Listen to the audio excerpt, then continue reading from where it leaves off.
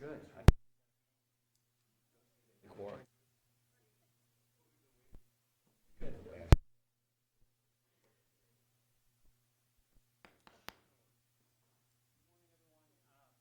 We're going to start the Committee on Consumer Protection public hearing. We have a number of bills today.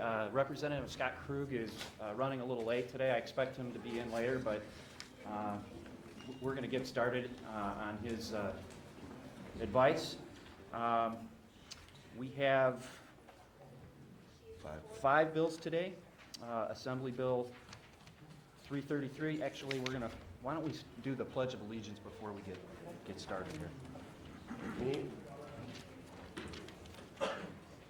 I pledge allegiance to the flag of the United States of America and to the republic for which it stands, one nation, under God, indivisible, with liberty and justice for all.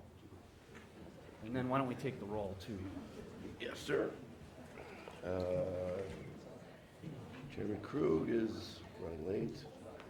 Vice Chair Heaton. Here. Representative Caswell. Here.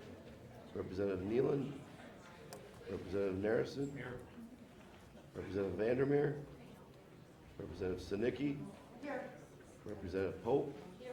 And Representative Young. 5 makes a quorum. Okay, we do have a quorum, and we're going to get started with the first bill. The first bill is Assembly Bill 333, Oh, sorry, sir. relating to the possession of certain wild animals and providing a penalty. We have a number of speakers today. We're going to start with the authors, Representative Kirkman and Senator Wonka.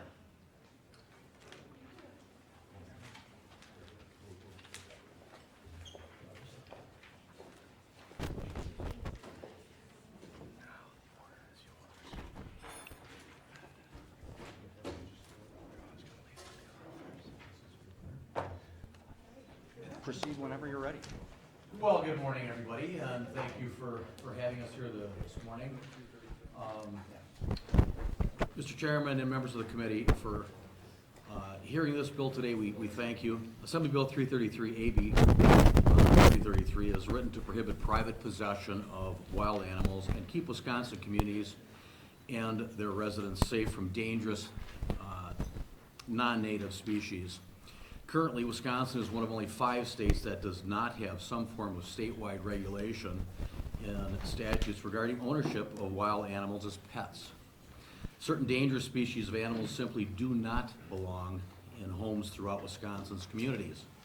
Some exotic pet owners may eventually realize that they cannot provide a suitable habitat, or that the animal has simply grown to be too big for them to handle. And in other cases, these types of animals may escape. These situations pose a serious threat to neighborhoods, and since police, animal control, and other emergency personnel are usually the first ones called onto the scene, this drains already limited resources from local governments.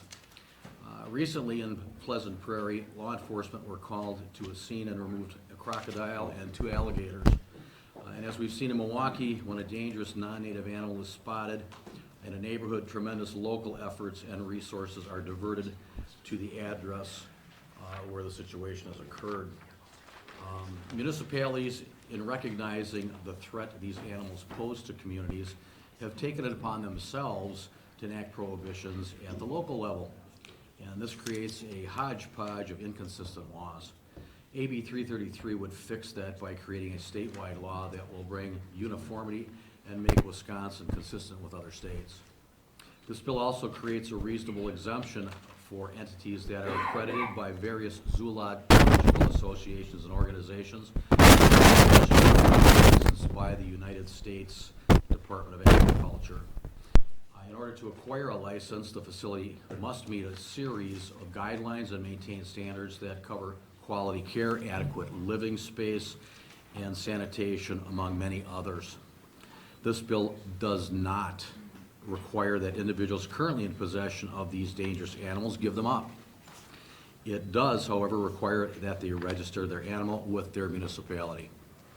Animals that fall under this prohibition are non-native big cats, including lions and tigers, non-native bears, including brown bears and polar bears, apes, including gorillas, chimpanzees, and gibbons, and crocodilians, including alligators, crocodiles, and caimans. This is a common sense bill that will keep Wisconsin communities and their first responders safe.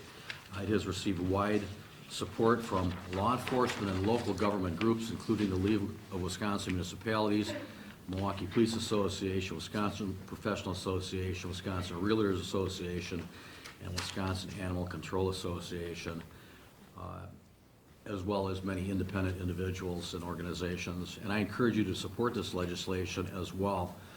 I now turn it over to Representative Kirkman.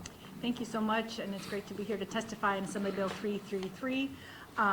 The senator has pretty much covered most of my testimony. I did just want to point out then again, it is not our intention to prevent zoos and those that are already regulated. I just wanted to highlight that. We are working on an amendment, or have the amendment ready. Again, so the bill is just a common sense approach. We all watched in bated breath when the lion was on the loose in Milwaukee. I don't know if those not in that media market, but I know every time I turned on the news for a few weeks, we were all waiting to see where was like kind of where's Waldo? Well, where's the lion at today? That lion moved very fast, but one didn't tell the others. Like, He it was sure fun did. all over the place. He sure did. And actually, for a while there, my two young sons that are 10 and 8 kind of gotten involved in the where's the lion at today. So again, this is this common sense approach. I appreciate working with my senator. This is the first time we get to testify together so far this year, right? We've worked quite a few things together though in the district, so This, it works but out this, pretty this well. is kind of fun. So again, thanks so much for this opportunity today. Just like to add this, if I could also. We've been working with stakeholders from different zoos and organizations, and we are working on an amendment that will allow them to continue to exist and do what is necessary for them to have their business continue to flourish. So we have identified a couple of issues. As an example, one of those is with the crocodilians and identifying organizations that would certify individuals. So we're kind of working on a couple things there that we hope to have resolved here in the relatively immediately near future. So we have had a lot of input. I think this would be a good thing. We had the issues that brought this forward with Milwaukee and the big cat, the quote-unquote alleged big cat, because we never did determine, That he was here. that it was a big cat, with the exception of what was there as far as that short video clip that probably everybody saw. But it was never brought back into custody, so we don't know what happened. But the point is that there were hundreds of hours of man-hours with law enforcement and emergency personnel and people fearful of their lives, and that's what prompted this whole process starting.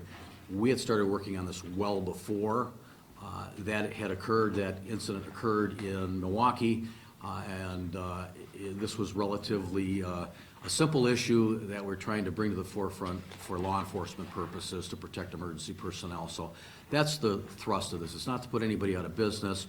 I serve on the Racine Zoo Board. Been there for about 15 years now. We do a lot of good things. We protect the species. It's a good way for people to be able to interact with wildlife. So we're open for questions. Okay, thank you, Senator and Representative.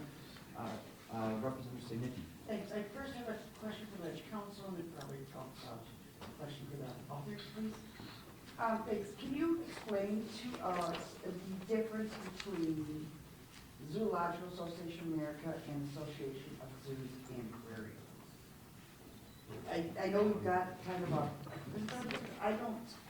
my understanding that ZAA is less stringent as far as their requirements and their licensing and their accreditation.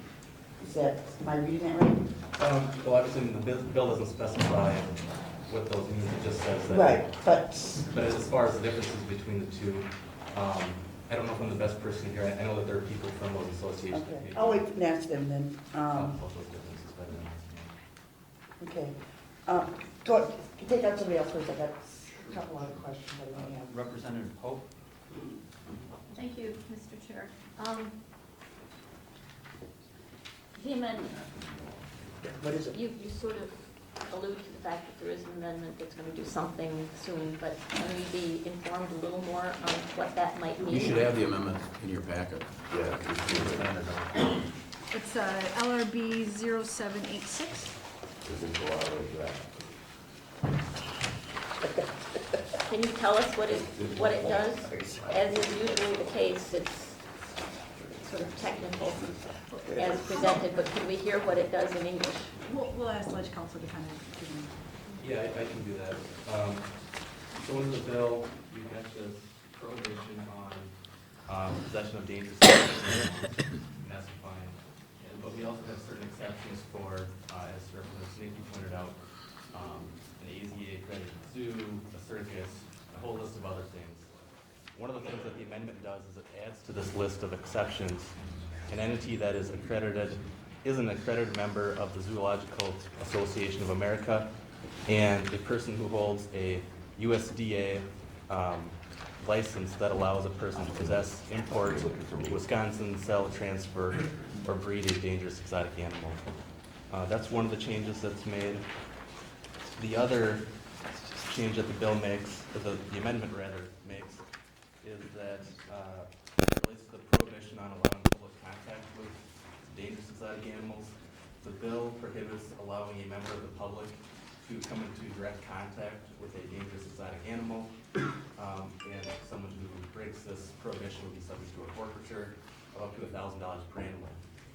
The draft amendment would remove this prohibition from the bill.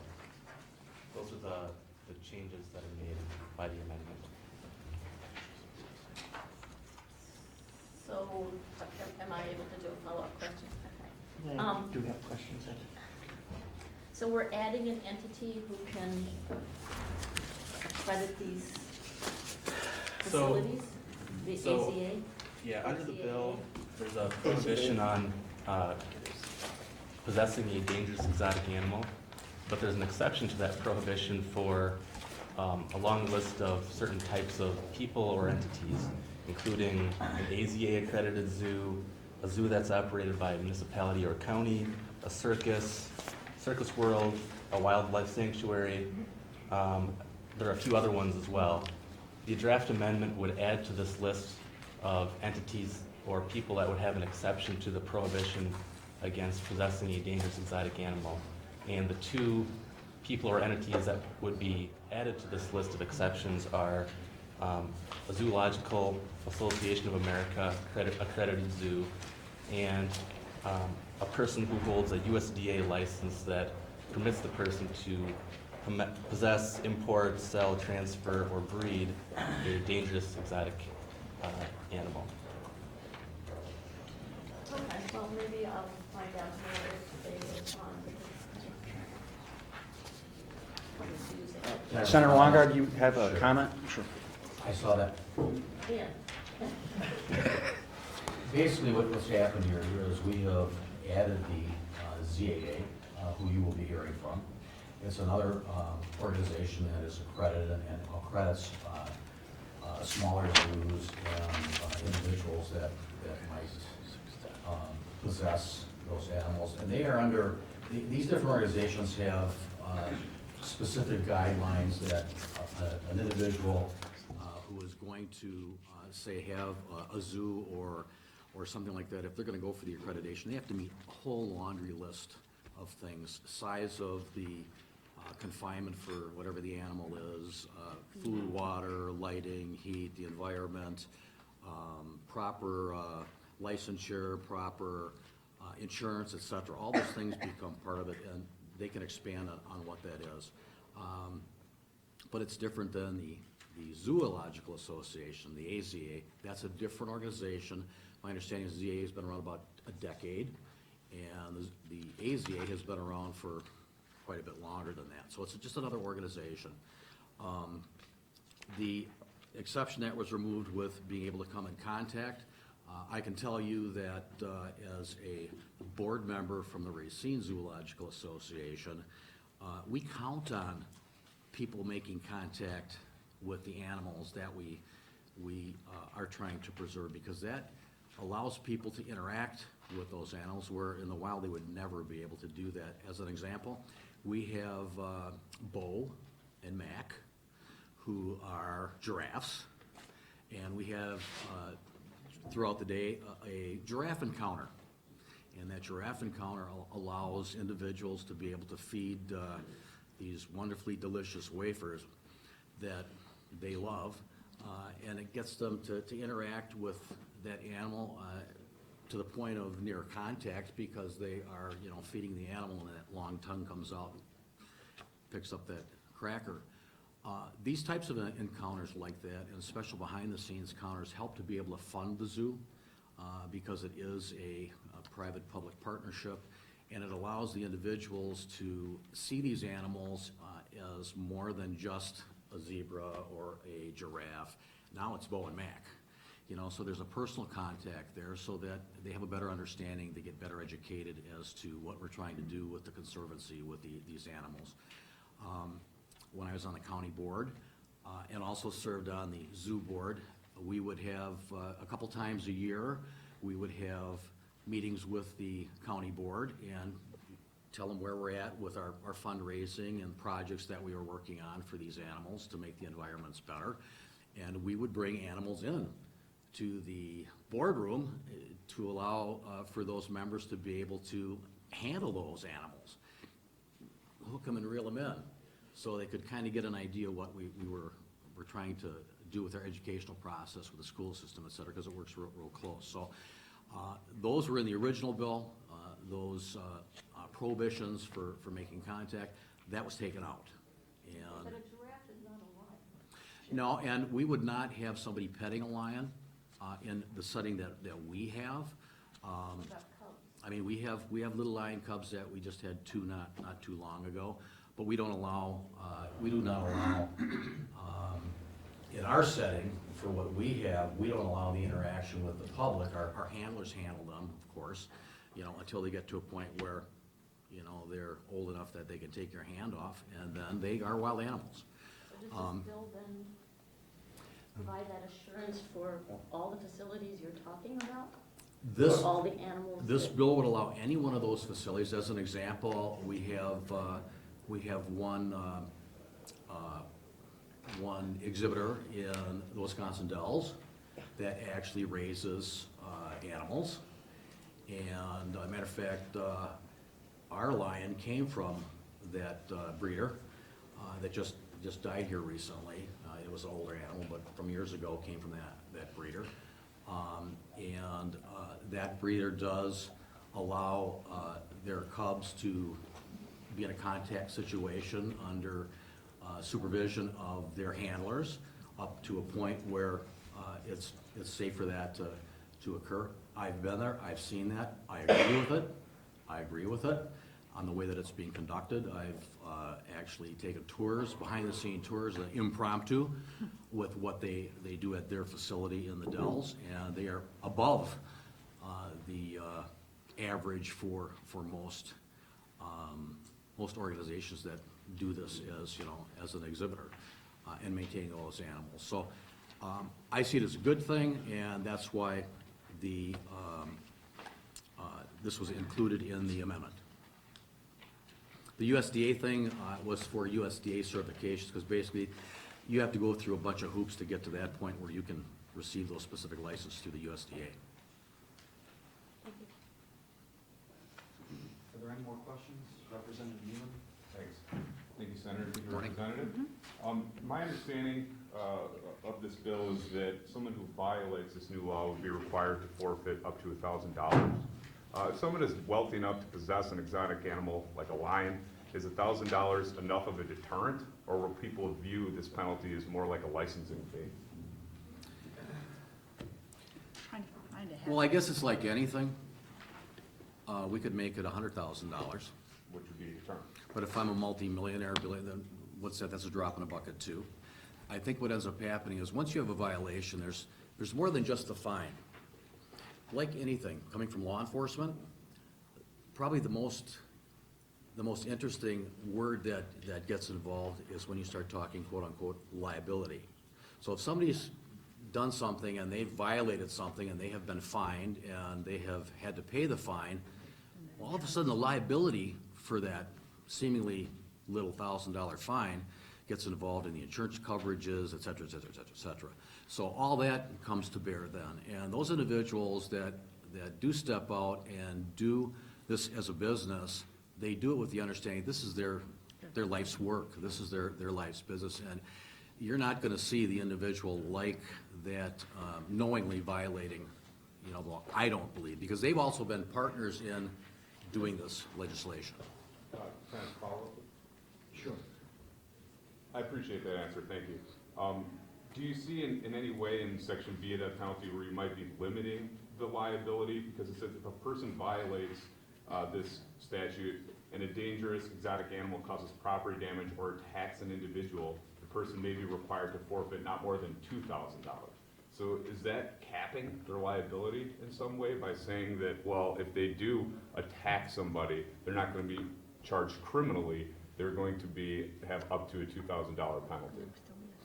Well, they would go up to $2,000 for So being an the criminal answer- penalty. That would be, there'd be an additional dollar amount there, and it would increase probably what you'd consider the severity of what they're being charged with. But as far as limiting their liability, no. I mean, if somebody goes out and they do something that is contrary to safe handling and safe practices and closures, when you're certified through any one of these areas, like the AZA, the ZAA, you have to have protocols in place for containment for the animal, and then as an initial containment, and then secondary, and then third containment, and you have to have response plans. You have to work with the municipality to make sure that everybody's on the same page. You have to have your insurance people involved, inspections. I mean, it goes on and on and on. So if you do a violation and it's determined that there is negligence in how this animal was kept, or they out and out just didn't follow the rules, their liability is not going to be limited by how much they are actually fined. They could get slam dunked depending on whatever the issue was. Sure. And can I have one for Ledge Council? Sure. Do municipalities or counties currently have the ability to enact ordinances relating to exotic animals? Yes, they do. Thanks. And I just want to follow, Sure. can I just follow up on that? Because the village of Pleasant Prairie, which we represent, does have an ordinance on the books put on because of situations that we've had down in Kenosha County. So, and again, that's attached to my testimony. So if you have my testimony, Sure. there are a couple of different articles. Thank you. Just one other quick thing in response to that also. Sometime back, we had a gentleman who I came to know very well that had a crocodile, and Dino. And he was challenged for possession of this crocodile, and of course the city came out and wrote him a ticket in Racine. He fought it all the way to the Supreme Court and won. A short time thereafter, Dr. Greg Meyer, a professor from UW Parkside, helped draft the local ordinance to be able to allow this individual to have this animal and other animals. Because actually when they did their drafting initially, the city, you couldn't have had a goldfish in the city the way it was drafted. So that's one of the reasons why we're doing this, so we have a baseline, but it also is a way that we can educate people and educate our law enforcement and emergency personnel so that they're aware of, what is available out there. So we do have, in some cases, some localities that have ordinances in place which, if it's stricter than this, they'll still be able to have those ordinances. Thanks. Thank you. I believe Representative Nealon has a question for Ledge Council, and then we'll go to. No, I did. I asked it. Yeah. Oh, okay. Thank you. Then we'll go to Representative Stinnett. Thank you. I'm a co-author of this bill. I think the original bill is a very good bill. I have concerns with the amendment that you may be introducing. I think it's going too weak in the bill. I especially have a concern with the way the amendment would pretty much allow for the interaction with wild animals. And I've been to the Racine Zoo, both of you. It is one of the best zoos, I think, in the state. I love that zoo.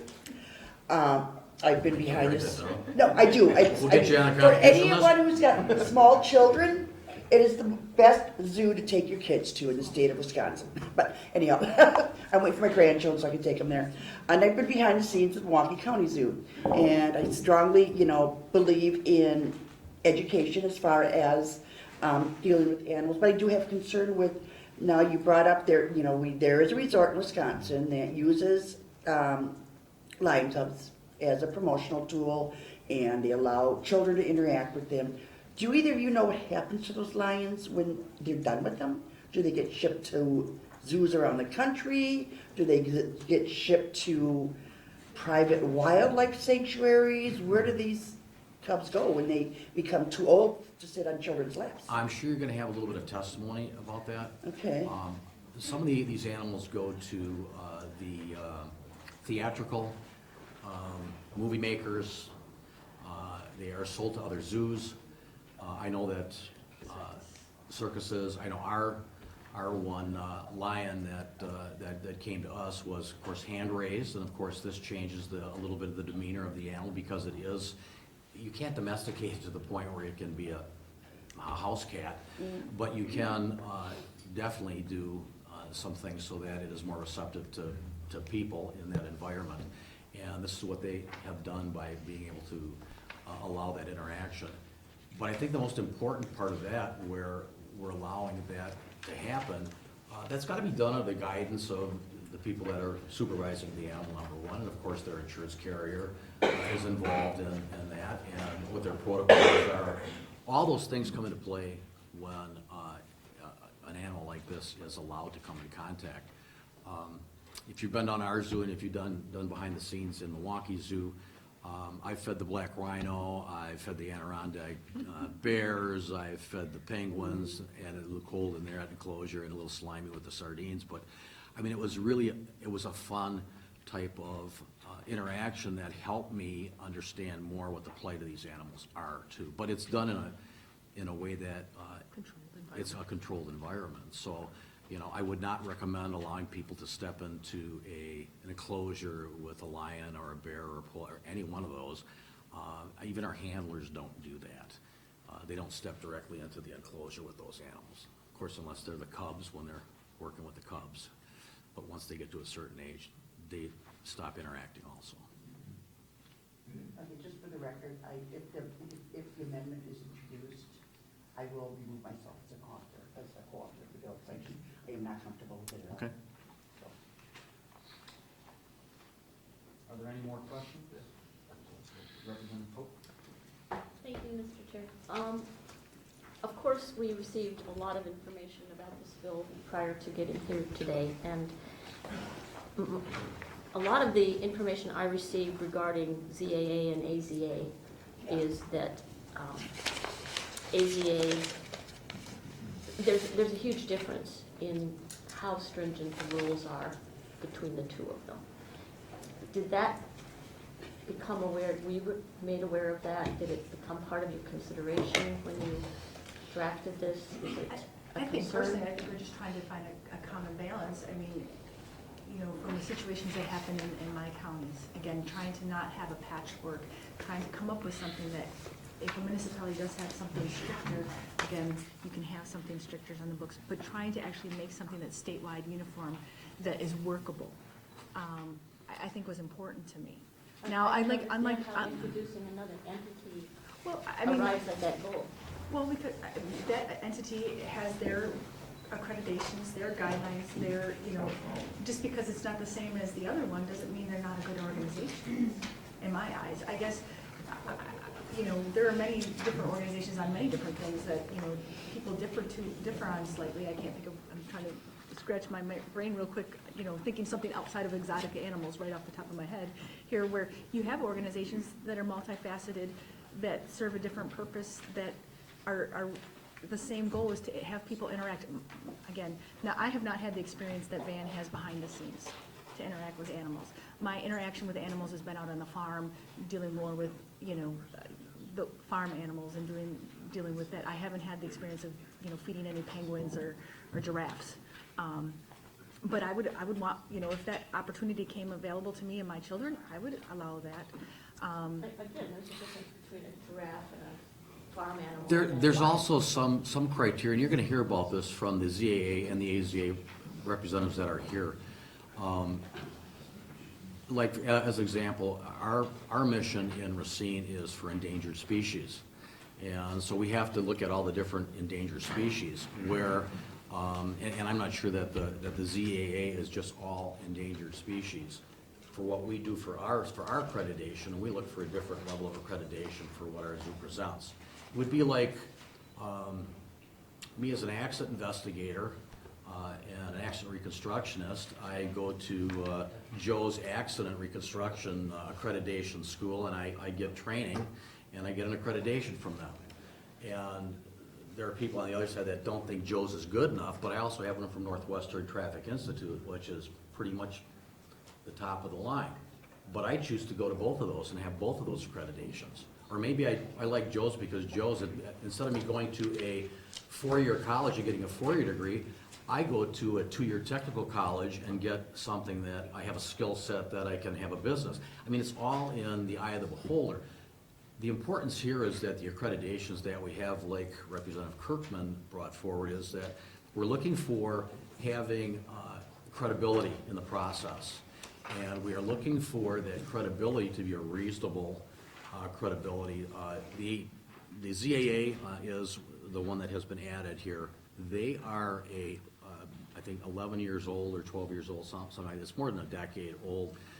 So they are, I guess they are relatively a newcomer because it's only been a decade, but a decade's a lot of time. I mean, you can tell whether they're bad actors and they're not gonna do what they say they're gonna do. That's not the norm. I mean, that's not what's happened. They do what they say they're gonna do. They do have the requirements, but they might work with a different type of animal too, or a different type of business.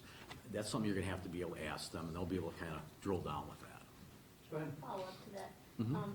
The difference between accredited and licensed?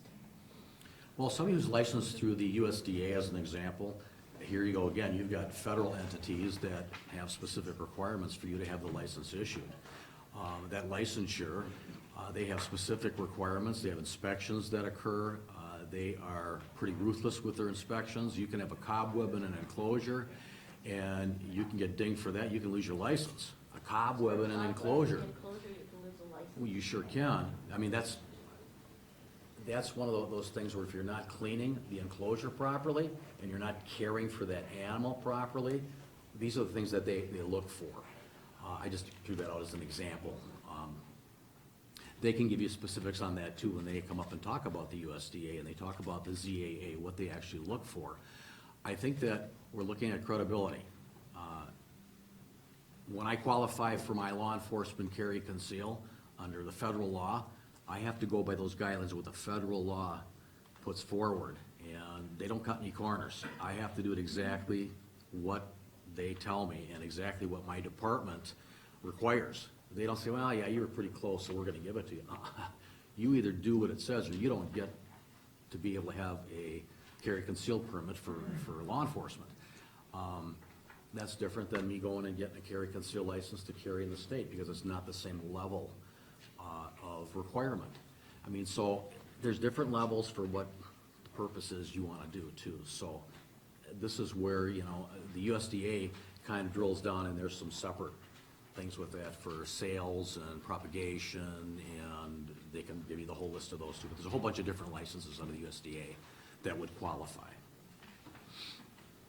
Thank you. Any other questions? I got one more for Lodge Council. Is there anywhere in state statute that provides a legal definition for pet? I'm not aware of that, but I can take a look for it. That'd be good, that'd be great, thank you. Yeah. Good question. Seeing no other questions, oh, sorry, Sorry. Representative Vogt. There's one last one.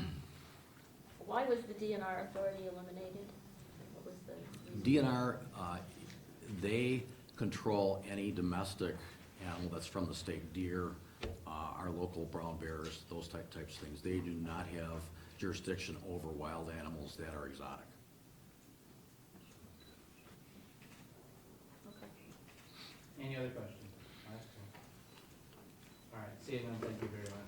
Thank you.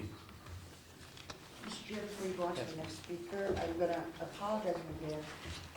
Looks like it's gonna be a long hearing. I need to leave here by 12:30. I have a close family member's funeral to attend. Not a problem, just a reminder to folks that members will be coming and going, like myself. I apologize too for not being here right away this morning. Next up to testify, Melissa Tedrow and Debbie Leahy from the Humane Society of the U.S. Speaking in favor.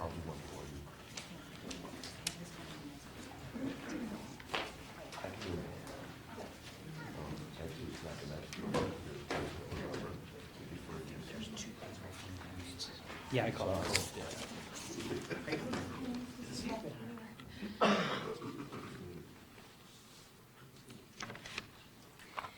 Chairman Krug and members of the committee, thank you very much for the opportunity to testify this morning. My name is Melissa Tedrow, and I'm the Wisconsin State Director for the Humane Society of the United States. On behalf of HSUS and our supporters and members in Wisconsin, I urge you to support this bill, AB 333, as introduced, and without adding any amendments that would compromise public safety. AB 333 will prohibit the future private ownership of certain dangerous exotic animals, just some, namely non-native big cats, bears, apes, alligators, and crocodiles.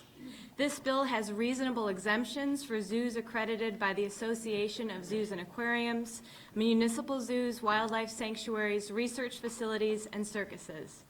People who currently possess the handful of species named in the bill can keep them until the animals die, but they will not be allowed to acquire replacements. Dangerous exotic animals can cause death and inflict serious injury. They spread deadly disease. They require substantial space, specialized husbandry, safe handling, escape-proof housing, and costly care during lifespans that can run several decades. Keeping these animals in substandard environments not only poses a danger to people, it places animals who can live 20, 30, or even 60 years in sad and miserable conditions. The average person simply does not have the knowledge and resources to provide safe and humane long-term care for species such as tigers, lions, and chimpanzees. An element of this bill that my organization especially supports is its prohibition on public contact. Public contact with certain dangerous wild animals is unsafe, especially for children. It's also harmful to animals and leads to excessive breeding of species like tigers, commonly used in photo ops when they are young. And I have a lot more information about tiger cub photos in Wisconsin and throughout the country if you'd like that. Besides the obvious physical dangers, there are hidden dangers. Wild animals can spread deadly viral, bacterial, fungal, and parasitic infections that pose serious health risks to humans. The ban on public contact included in this bill as it's been introduced has widespread support, including from the Association of Zoos and Aquariums, the National Association of State Public Health Veterinarians, the Wisconsin Hospital Association, and numerous agencies that represent law enforcement and emergency responders. The bill as a whole has widespread support from Wisconsin organizations, including the League of Wisconsin Municipalities, the Wisconsin Towns Association, the Wisconsin Professional Police Association, the Milwaukee Police and Professional Firefighters Association, the Milwaukee County Zoo, the Racine Zoo, which is an AZA zoo, I might mention, the Henry Vilas Zoo, the New Zoo, the International Crane Foundation, the Wisconsin Animal Control Foundation, and many more. As you've heard already this morning, our state is one of just 5 with almost no laws concerning the private possession of dangerous exotic animals. In fact, Wisconsin is surrounded by states with stronger laws and will likely attract a growing and expensive problem as the rest of the country continues to crack down on this issue. The passage of AB 333 will finally put into place a state law that prohibits keeping certain dangerous exotic animals as pets. We urge the committee to support this bill and to preserve its original ban on public contact. Thank you. Thank you, Melissa. Is Debbie Leahy here also? Come up and testify at the same time. I had you both on the same stack here, so we'll let you testify before we take some questions. You can stay, Melissa. Okay. I'm sure folks will have questions.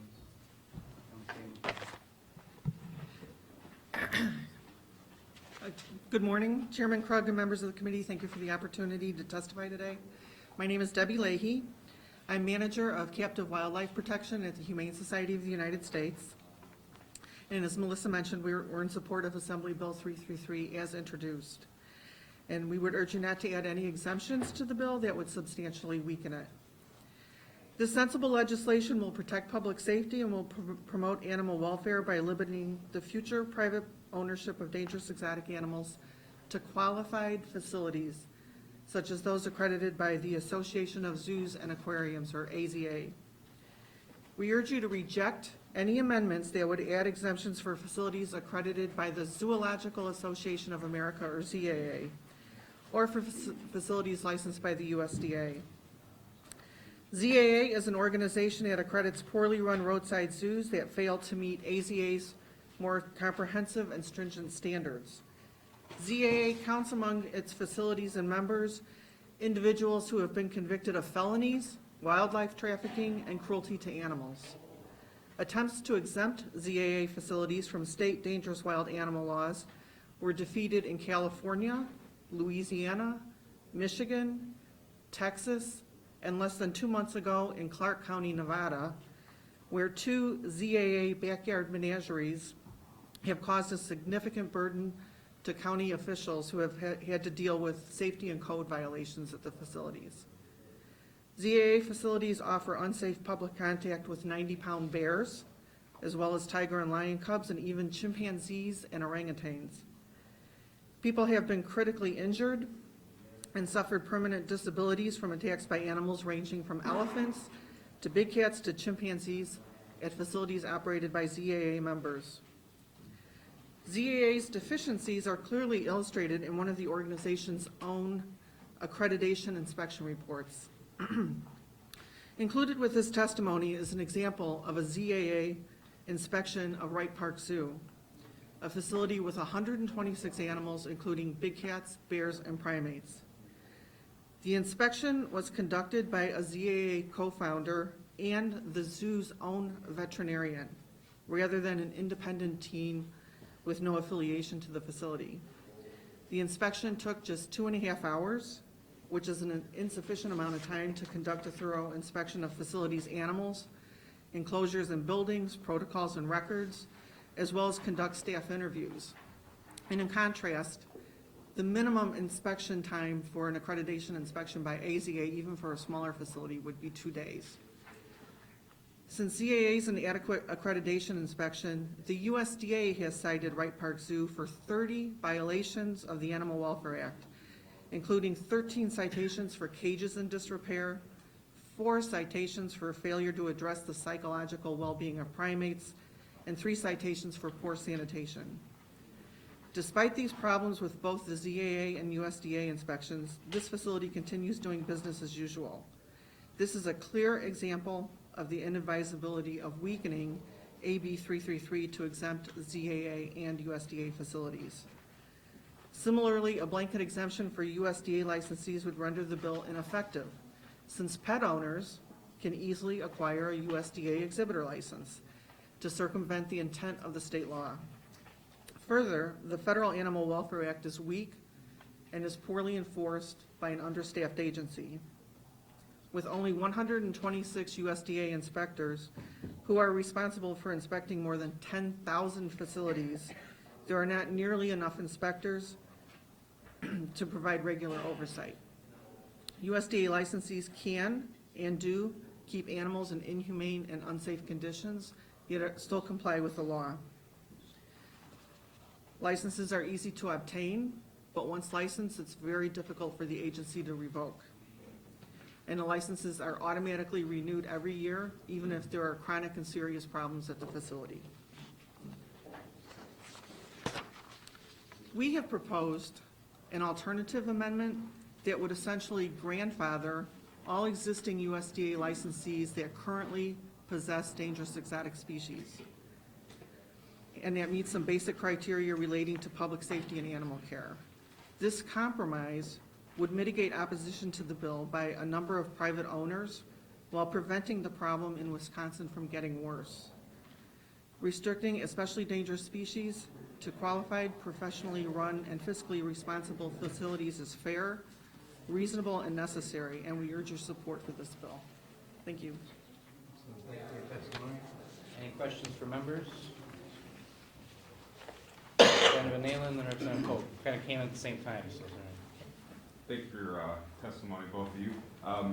I'm interested in knowing if you'd be open to amendment to increase a penalty for possessing animals that pose public safety threat, or if they were to attack somebody, would you be open to amendment to increase the penalty from up to $1,000?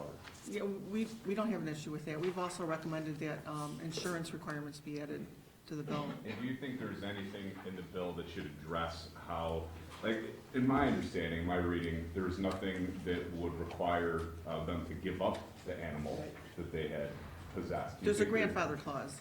So do you think there should be anything in statute that outlines a way to humanely obtain a dangerous animal from somebody that's possessing them that might not be able to, have a license or care for that animal properly? Should there anything in the law that outlines how the state would handle that situation opposed to just? Well, if somebody's currently possesses one of these species, they'd be covered under the grandfather clause. And so you're asking, what if, even though they're Right, so grandfathered what if in, they don't want them somebody goes out and buys anymore? an alligator, and they're not fit to have that alligator? In this law, all we would say is there's $1,000 fine. There'd be nothing, in my reading, that would confiscate that alligator or humanely send them to a shelter or sanctuary. Do we need to take that next step to outline how we handle that moving forward, or is it sufficient just to penalize them with $1,000 fine? Because in my reading, it seems like if they just pay the $1,000 fine, it's almost like a licensing fee. Oh, I see what you're saying. And they're just I see what you're circumventing the saying. state law, and you're concerned about circumventing Yeah, state some law. laws do include a provision that if an animal is confiscated, first, the owner is responsible for, to pay for the cost of caring for that animal during the confiscation. And if it's determined that the animal has to be relocated, then there's usually a provision that the animal has to go to an accredited sanctuary. And you'd be open to these? Oh, yeah. Thank you. Representative Polk, then Representative Snick. Well, you have confirmed my concerns about ZAA. And I think, too, I'm going to support the bill unless it's amended, and then I can't support the bill. Can you talk a little bit more about the automatic renewal of a license, even if there are, how does that? The U.S. Department of Agriculture, yeah. First of all, licensing by the USDA it's a legal requirement for facilities exhibiting regulated species, which is most mammals. All you have to do is make sure you send in your annual renewal fee before it expires, and you're automatically renewed. It doesn't matter if you were just cited the day before for 50 serious violations, or it doesn't matter if the agency has charges pending against you and is seeking, penalty or license revocation. They just automatically will renew your license every year.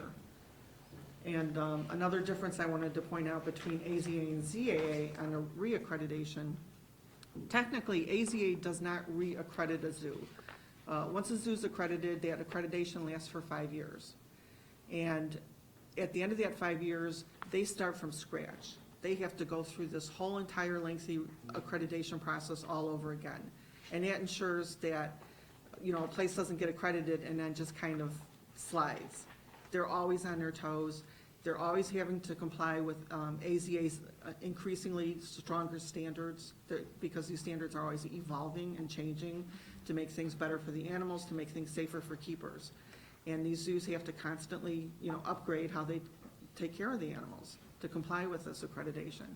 For ZAA, they do offer reaccreditations at the end of 5 years, and that reaccreditation just requires a single inspector to go to the facility. So that's clearly insufficient. Yeah, I was very surprised by the comparison of an inspection of 2.5 hours or 2 days. So you confirmed my concerns. Thank you. Representative Snick. I'm Go good. ahead, Representative Polk. Go ahead. Follow up? Yeah, thank you. So you're in possession of a lion, or a pair of lions, or 5 lions, and your grandfather through with this. What if new cubs are born? What happens to them? How are they dealt with in this scenario? Well, they'd be in violation of the law. I mean, By having new cubs? I think that, you know, it would allow the local authorities to confiscate Only thing, if they knew about it. right. And all of these excess cubs, once they become too big to be part of a petting situation, you know, where they're making money for their owners by being little and cute, they go where? Well, it depends on the species. We've documented some ZAA facilities using bear cubs and lion cubs for photo ops of the public and then sending the animals to slaughter after they get too big for handling. In the case of tigers, sometimes they end up warehoused. We know of at least 2 exhibitors in Wisconsin that have in excess of 24 tigers each. So they, you know, can just end up being warehoused in somebody's barn. These are animals who can live for 20 years at a responsible. Here in Wisconsin? Here in Wisconsin, yeah. There's one facility that offered to give 2 tigers to an undercover ABC News 2020 reporter. He just, you know, he had so many, he was willing to get rid of them. So, you know, there's concerns that they just end up warehoused, they get sold into the pet trade. There's conservationists that are very concerned about this practice because it could be fueling the illegal black market in tiger parts. There's no federal agency that tracks these tigers. So nobody knows for sure where they end up. Thank you, Mr. Chair. I really hope this amendment is not going to be considered just pointed information. We'll deal with it if we see it. Thank you. Representative Sinicki. Thank you, Mr. Chair. And thank you for putting forward what I think could be a very good compromise on the grandfather issue. And I know you've been working with Mary Beth in my office on some other stuff. And I'm more than willing to work with you on that amendment.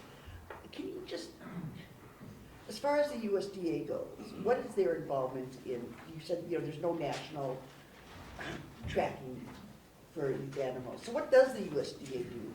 Well, the USDA enforces the Federal Animal Welfare Act. Okay. This was a law that was written in 1966. Not much has changed in the law since then, so the standards are very outdated. And it just basically, you know, gives some specifications about you have to provide animals with veterinary care, food, water, shelter. There's are a few more specific things for some different species, like primates. You have to give them environmental enrichment for their psychological well-being. But it's the same law. The same law applies to zoos, that applies to research facilities, circuses, puppy mills. It's one law. It's very minimal. These are very minimal standards. Follow up? Go ahead. Thank you. So when you talk about the USDA, now I remember years ago, I tried reporting a pet store to the USDA for puppy mill dogs that were in very bad shape.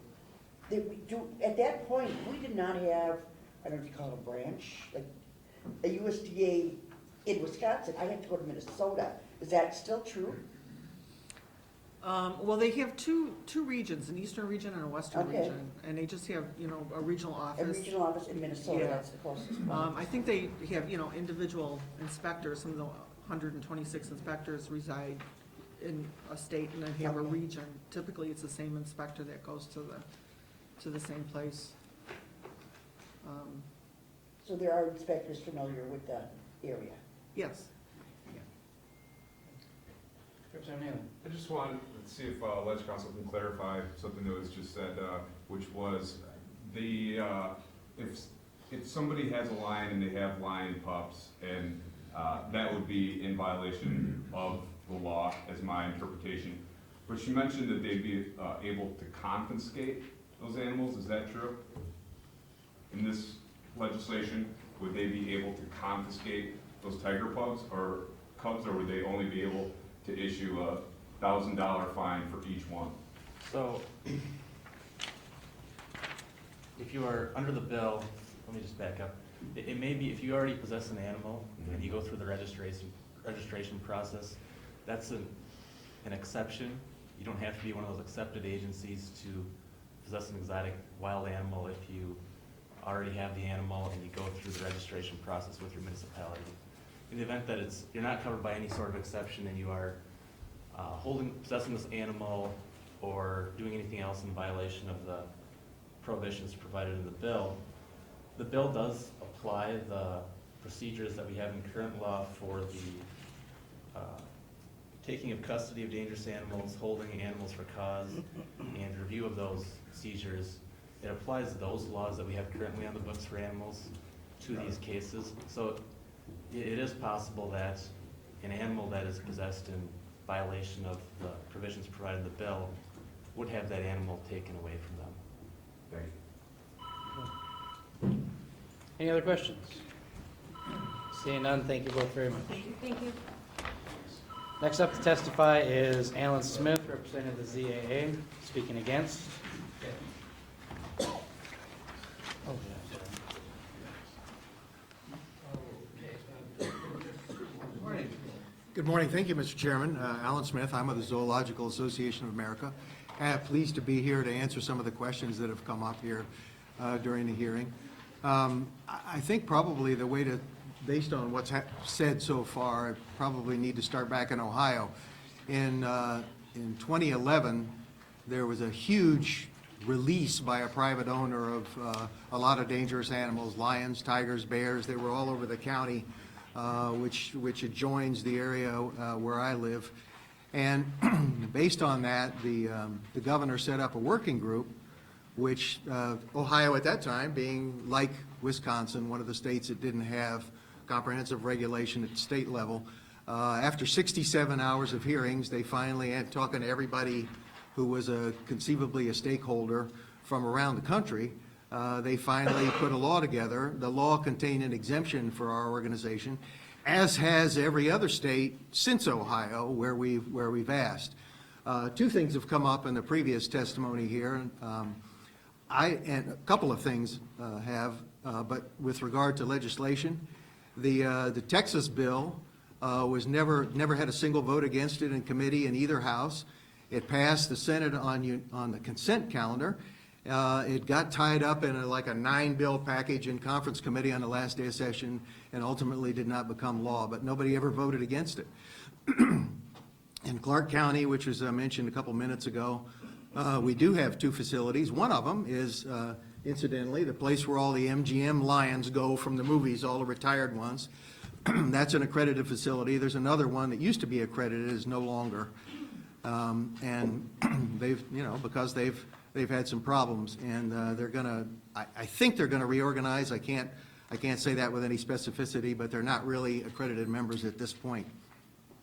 We've not had any trouble with our accredited members, and that's why all the states to date where we've asked for an exemption have given it to us. We have, there's been a lot of question about the standards. I've emailed everybody on all the members comparison chart, which you can look at. After during the 67 hours of hearings in Columbus, there was only the one fellow from the Toledo Zoo came up with only one difference that he thought was a weakness, and could have been a holding cage, but it was a minimum cage for snakes, and he said 2 long snakes would have been very uncomfortable in there. And we pointed out that it was a minimum size, and that's not really a display size. It's just, for transporting. And there hasn't been anybody since that has come up with anything specific about our standards that would indicate any kind of weakening. We have specific written standards. You all have them. I've sent you all our policies and our standards. The Association of Zoos and Aquaria has written guidelines, which is why in states like West Virginia last year that wanted written standards, they adopted ours by statute. Our exemption has passed, just to name the list of states in the last year which have included our standards in the legislation that had gone forward, at least past one house: North Carolina, Kansas, Texas, as I mentioned, and actually our exemption became law in 2 states, Arizona and Arkansas. I'm gonna stop there just to be able to answer the questions, if I could, Mr. Chairman. I'd be happy to tell you more about our organization. We have one accredited member in Wisconsin, a Wildwood Wildlife Facility in Minocqua. We have a couple more that someday would like to be. There was something mentioned about Wright Park Zoo. I don't have specifics on that. A lot of complaints about our facilities were complaints lodged about things that happened before they became accredited or after they were accredited. We have the best safety record in the industry right now. We've never had a human fatality, which is, we're the only nationally zoological accrediting society that can say that. I'm sure you have questions. You had plenty before. I'm happy to answer them, Mr. Chairman. Sure, let's line them up then. Any questions? Representative Pope, then Sinicki. So how do you account for the disparity in the testimony we just heard and what you're telling us that all is fine and good? And as far as the human fatality, well, you've only been around for 10 years, right? So Well, their record compared to in yours current is- form, the people who were founders of our organization several years ago were AZA members, and they broke off to form their own association, essentially so they could spend more time talking about animals instead of talking about gift shops and marketing and things that all the things that zoos have to do. The big taxpayer-supported zoos have, all kinds of, they're major operations, and they have major dues, which is why some of, and actually, I forgot to mention this. There are a handful of facilities in the country that are accredited by both of us. There wouldn't be any point, if what was said about us was true, there would be no point for the Fort Worth Zoo to join, for the Pittsburgh Zoo and Aquarium to join, just for the downtown aquarium to join. Why would they do it if we were as described earlier? And there's a little bit of politics going on here. We got a zoo where a big cat jumps out and mauls a kid to death. No mention of that. We got a facility with a little rust on the fence or a little clot of dirt in the drinking water and get written up by the USDA or our own inspectors, and it's a press release. So there's a little bit of, that's part of the discrepancy. I think the charges, at least that I have in front of me that were mailed to me or delivered to my office prior to today, is more than clotted dirt in a water bowl. The pictures that I saw were horrendous. And I will admit, I am a person who does not particularly enjoy seeing wildlife being used to make money anywhere, anytime, probably including zoos. I'm not a real fan of zoos, but I understand their place in society and accept that. But to lower the standards, as I think is happening with this amendment, just is not supportable. Well, I'm not sure how you determine. Just is not supportable? This is a consumer protection committee. Consumer protection, lawmakers ought to be worried about public safety and animal welfare. There are no important distinctions between the two accredited kinds of facilities. And if anybody on the committee would like, I think I can produce it's a description, I guess, a report of one of our facilities that described the difference in the inspections by ZAA and AZA when they were done. Pittsburgh Zoo most recently, I guess. I'm sure I could find somebody who could tell you what the difference is in the inspections. The amplitude is the same.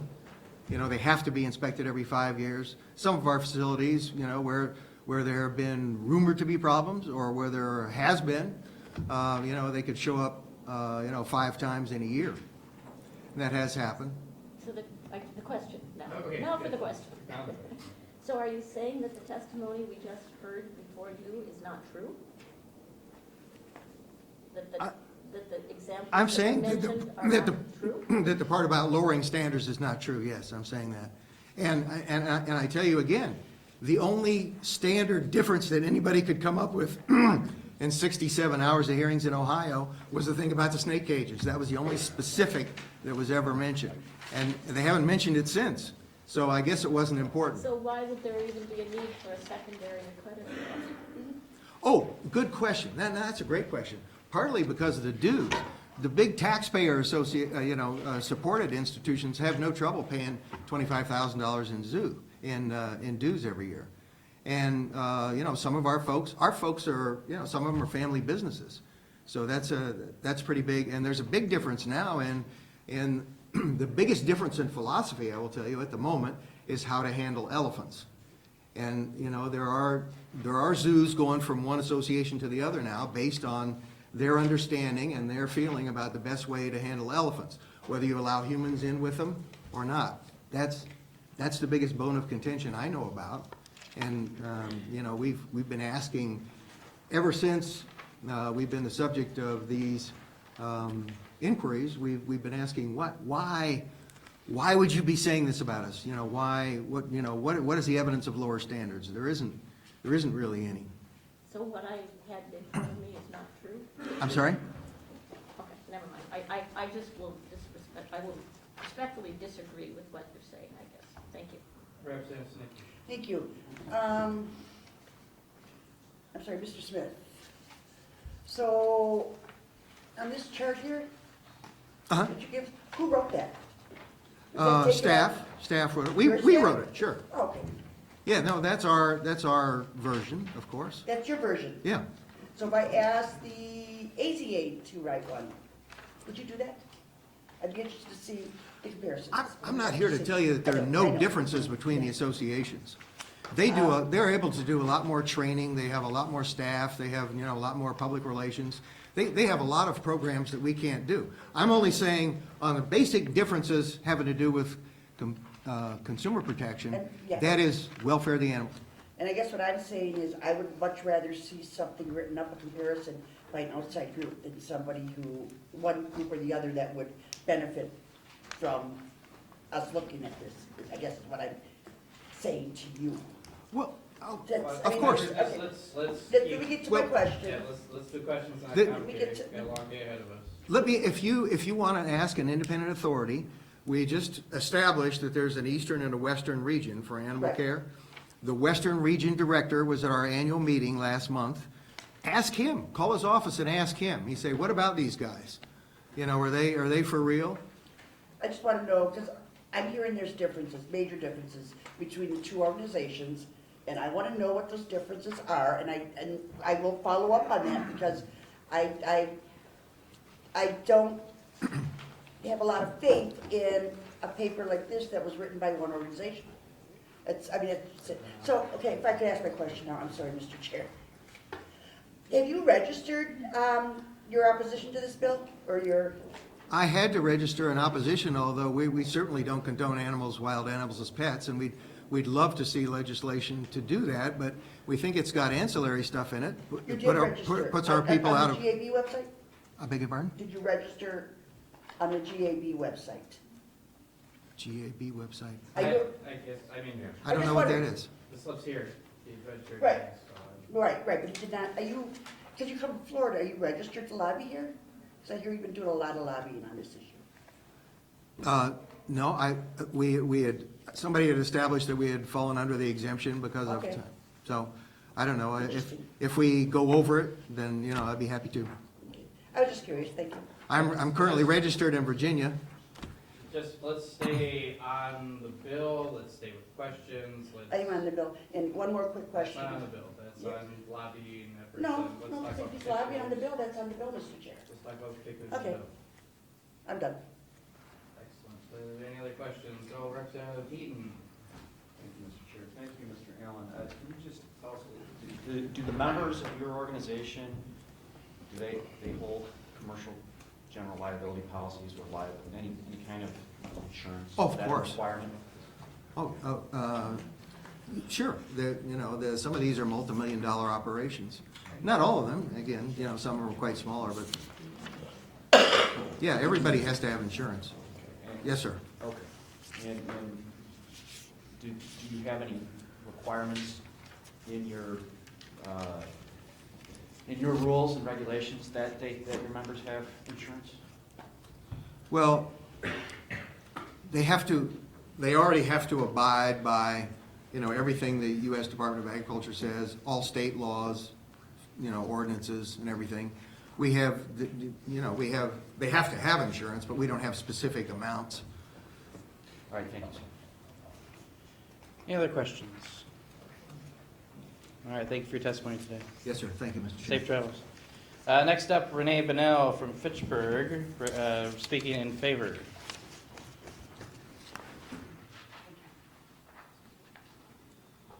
Good morning. Good morning. Okay, as you heard, I'm from Fitchburg, representing myself here today in support of the bill as it was originally introduced. I absolutely oppose any amendments that would dilute the bill's original intent. I have a degree in zoology from the University of Wisconsin, and I worked at an AZA accredited facility as a zookeeper for several years. During that time, I cared for a wide variety of African species and South American species, several of which were addressed in this bill. Throughout my training and experiences as an animal keeper, I was made well aware of the dangers that these animals can pose to people and to the public. They have instincts and behaviors that must be very carefully managed, and as an employee at this facility, there were very strict rules about how I was allowed to interact with these animals, let alone the public. So these animals require extreme standards of care and management that cannot be accommodated by the average person. They've evolved without human interference for millennia, really, and they have needs that humans typically cannot replicate. Specifically speaking, their diet, their exercise needs, their social interactions, the enrichment. Humans, as hard as we try, really struggle to meet these needs. Private ownership scenarios in roadside zoos typically face an even greater challenge meeting those needs than even an AZA accredited facility. So although I loved my job as an animal keeper, I eventually came to see some downfalls to the animals' lives in captivity, and I was fortunate enough to work at one of the most highly regarded AZA facilities. People might argue that animals who are born in captivity don't know a captive life any different than a life in the wild, but I'd argue otherwise. Their DNA's foundation was built upon thousands and truly millions of years of evolution. Primates, for example, can go back millions of years, and crocodilians, 83 million years. Placing them in a poorly confined environment is just truly not in their best interest. So as you've heard, the state of Wisconsin does not have any restrictions regarding the ownership of exotic species. This is not a responsible approach, and there's dozens of documented situations which demonstrate the public safety issues that arise. My support of the bill also stems from my experience working for two large animal welfare organizations, specifically humane societies, within the Midwest, one right here in Wisconsin. Humane societies and animal control entities encounter exotic animal ownership situations on a regular basis. For example, Dane County Humane Society, just as far as I'm aware of, in the last several years, has taken in a baboon and a kangaroo. When people choose to abandon, neglect, or rehome exotic animals, these organizations and public services have to pick up the slack for their responsible behavior and choices of others, ultimately leading to costly endeavors for municipalities and taxpayers. There are also very limited options in where these animals can go when they're seized from these situations. If you look at our national situation with just simply dogs and cats, there are millions of animals that cannot be rehomed. Then you think about exotic animals, there's only a handful of places these guys can go. Various local searches online can quickly demonstrate how serious of an issue irresponsible animal ownership is in our community. You'll find hundreds of posts a day from people looking to rehome their exotic animals, including dangerous snake species, monkeys, and more. For example, on WisconsinSuperAds.com, there's somebody right here in Madison selling marmoset monkeys. In Whitewater, we've got somebody selling capuchin monkeys, and this is right now in real time. And if you go online, you can very easily purchase these kinds of animals. For example, if you go to BackwaterReptiles.com, with one click of the mouse, I can buy an alligator and have it shipped to my house. In May of 2013, Kenosha police removed a menagerie of exotic reptiles from a house that had a homemade indoor pond in its basement and dead animals in the backyard. It's very easy for people to get away with this. So in summary, the well-being of animals in our society has been something I've cared about my entire life. I don't believe that these animals need to be displayed in roadside zoos or housed in private homes for them to thrive or for the public to value them. We can do better as a society, and I feel that with very deep passion. There are innumerable resources for us to now gain knowledge and respect for wild animals through TV, movies, various educational opportunities. For example, the Dane County Humane Society has a humane education program teaching people to respect and appreciate animals, companion and wild. And lastly, I feel that this bill is quite conservative in nature, and we could even take a stronger approach to prohibit additional species. So again, I ask that you choose to be on the right side of history with this issue and vote yes. With Wisconsin being one of 5 states left with little to no legislation, we have a long-awaited chance to do the right thing. Our society has exploited wild animals for far too long, and I know we can do better. So thank you for your testimony. Representative Nayland, then Representative Pope. Thank you. Thank you for your testimony. I appreciate the intent here and what you're trying to do.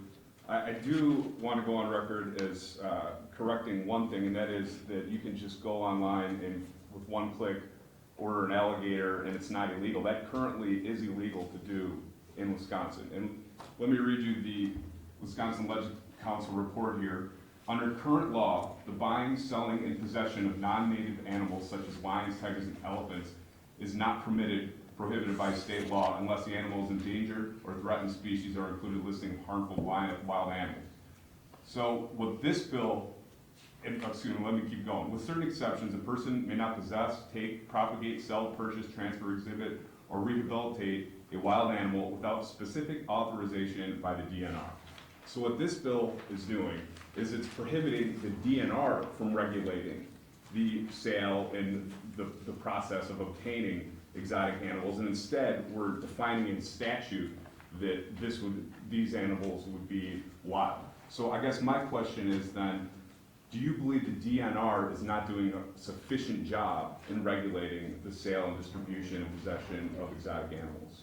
Well, I'll speak honestly into the fact that I'm not familiar with the laws in regards to alligators in Wisconsin. I mean, alligators are not native, non-native.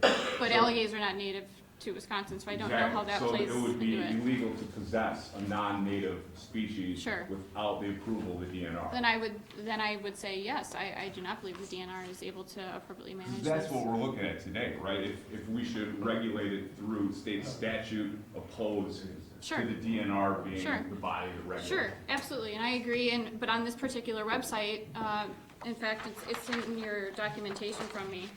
Okay. It says that in Wisconsin, or it lists several states, and a copy of a proper license must be furnished to us prior to shipment. Wisconsin is not on this list of states that needs a proper license. Let's have Ledge Council just wait Yes, and clarify. I got some confusion myself, so. Yeah, so under current law, the state regulates native wild animals through its captive wildlife laws in chapter 169 of the statutes. For non-native animals like lions, tigers, elephants, they're generally not prohibited by state law with a couple exceptions. Those exceptions are for endangered or threatened species and for harmful wild animals, which is a defined term, and it generally includes bears, cougars, feral hogs, mute swans, and wolf dog hybrids. So it's a very limited set of harmful wild Say animals. Lions are harmful? Mute swans. Excuse me, what? Lions are harmful? Well, that's That's in the in definition of what a harmful wild animal is. So there are, most exotic animals are not currently regulated by the state, through state law. So I just it's read just the kind of report, too. select group. There are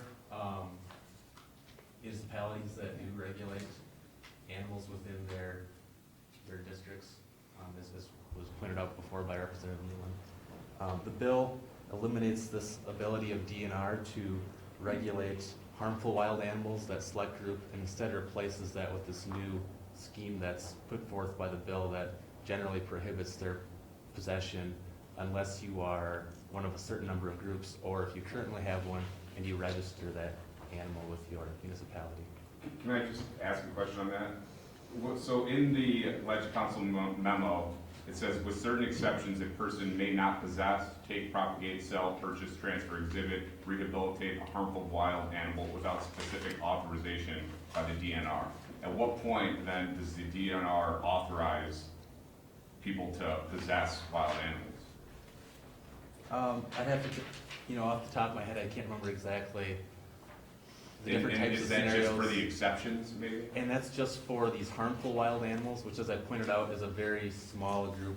It's certain bears, feral hogs, meat swans, and wolf-dog hybrids. So when it says harmful wild animal, it's just referring to those select ones, and then there's a process for DNR authorization for. And I'm supportive of the bill. I just want to make sure that everything is ironed out. We know what we're doing here, and we're not just saying that, dangerous wild animals need to be regulated more efficiently, but we're not exactly sure how that regulation is taking place. I think we need to hone in on how exactly we plan to regulate this and make sure it's appropriate response.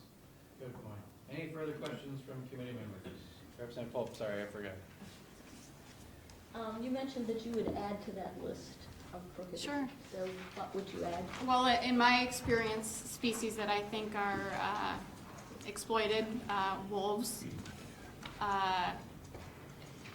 parrot-type species, dangerous snakes, those are ones that I think are taken the most advantage of in our society. But there are I shouldn't say millions, hundreds of other animals really that I don't think captivity can appropriately meet the needs. I agree. Thank you. Seeing no other questions, thank you for your Thank you very testimony. much. Next up would be Mark Schabel from Nishkoro Animal Entertainment, speaking in favor with amendments. Mark, available? Mark? No Mark? You just We'll come back to that. Maybe if I could just clarify one more quick point. When I said it eliminates the DNR's treatment of harmful wild animals, I mean that only for exotic wild animals, not non-exotics. Those would continue to be treated the same as they are under current laws. So it's, for example, bears are harmful wild animals. It'd only be exotic bears that would be treated under this law proposed by the bill. Non-exotic bears or native bears would continue to be treated the same as they are currently. So is non-native considered exotic? Yes. Yep. Sorry, I should clarify that. Good clarification. We'll move on then to Ryan McVeigh from Madison, speaking against.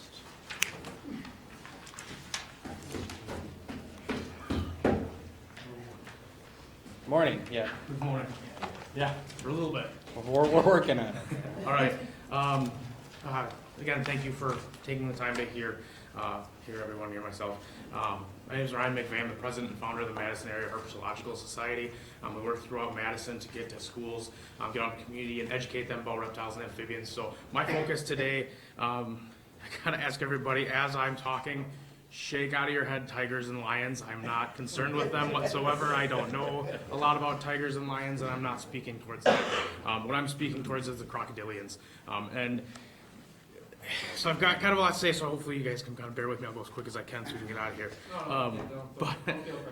But while these animals may not seem as pets, a lot of people have a real connection with them.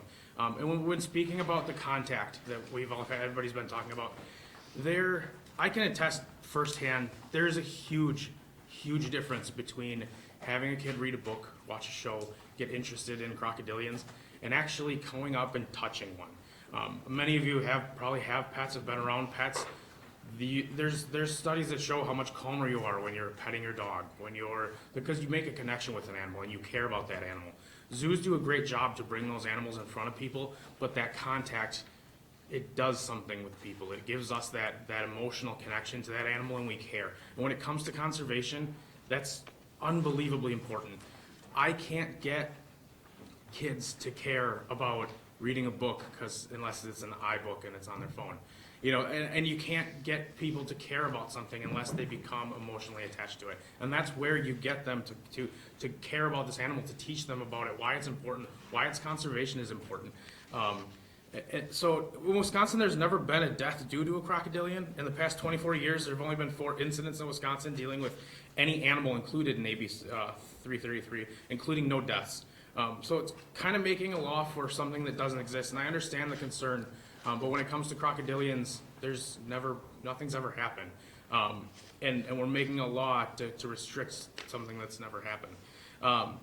Looking at other states that have created more strict laws, such as Ohio, they've caused a worse problem with animals without homes and millions of dollars in cost to taxpayers that are severely higher than the costs of any incidents that may have happened, including a $2.9 million holding facility for large exotic animals that Ohio may never even use.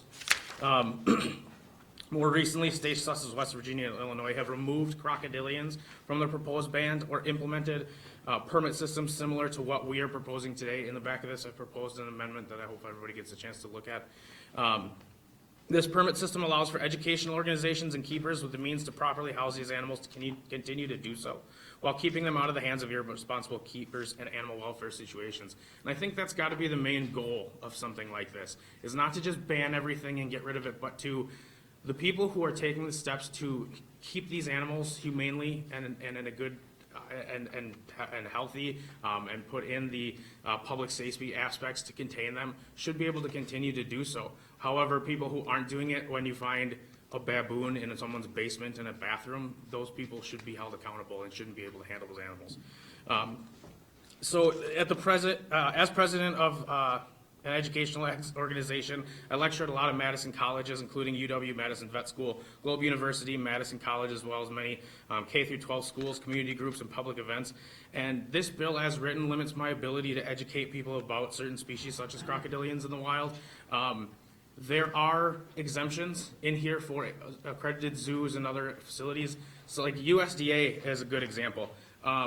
So if there's no licensing for reptiles. There's no USDA licensing for reptiles. It only involves mammals. So for me to be able to keep a crocodilian, I first have to get a monkey and then get the USDA accreditation to keep the monkey so I can keep the crocodile. I don't want a monkey. I like to keep my little crocodilian. I don't want to have to do that. There's nothing else in there. And being an educator and using this to educate kids, that takes away my ability to do that. And there's nothing in here that, even though I care for them properly, I've cared for hundreds, probably close to thousands of reptiles throughout my lifetime, and worked with conservation organizations. Actually, my bracelet's from raising money for crocodilians from CrocFest in Canada. And it takes away my ability to do that. And one thing to think about too with crocodilians, while trying to restrain an angry large lion or tiger is very difficult, I'd assume. I have never tried and I don't want to. This is why I'm not dealing with them. Crocodilians up to 1 meter snout vent, which is from the tip of their nose to right at the butt of their tail, are very easy to handle and to control. Even crocodilians like saltwater crocodiles up to 15 feet, you can hold their mouth shut with one hand. They have extreme bite power coming down, but they have very weak jaws to be able to open them. Once a small crocodilian up to, say, again, 1 meter snout vent has its mouth taped shut, it can't do anything other than scratch you if it's flailing around, and it's very easy to control and keep from having some type of incident. So in the amendment that I brought forward, I'd like to have it looked at to be any crocodilian under 1 meter snout vent not be regulated, just because, again, it's not an animal that poses a severe harm to the public, as well as things like thoughts with escapes. They can't, right now, a crocodile in Lake Monona is a popsicle. So they can't live, the closest that an American alligator gets to us is not even to the southern tip of Illinois. So they can't live here. So any escapes like that, the weather takes care of it. And again, small animals, like small crocodilians like that don't pose as large of a threat as, again, the Milwaukee lion could have. In captivity, another thing too that makes a big difference with crocodilians. Crocodilians have a very different biology than mammals.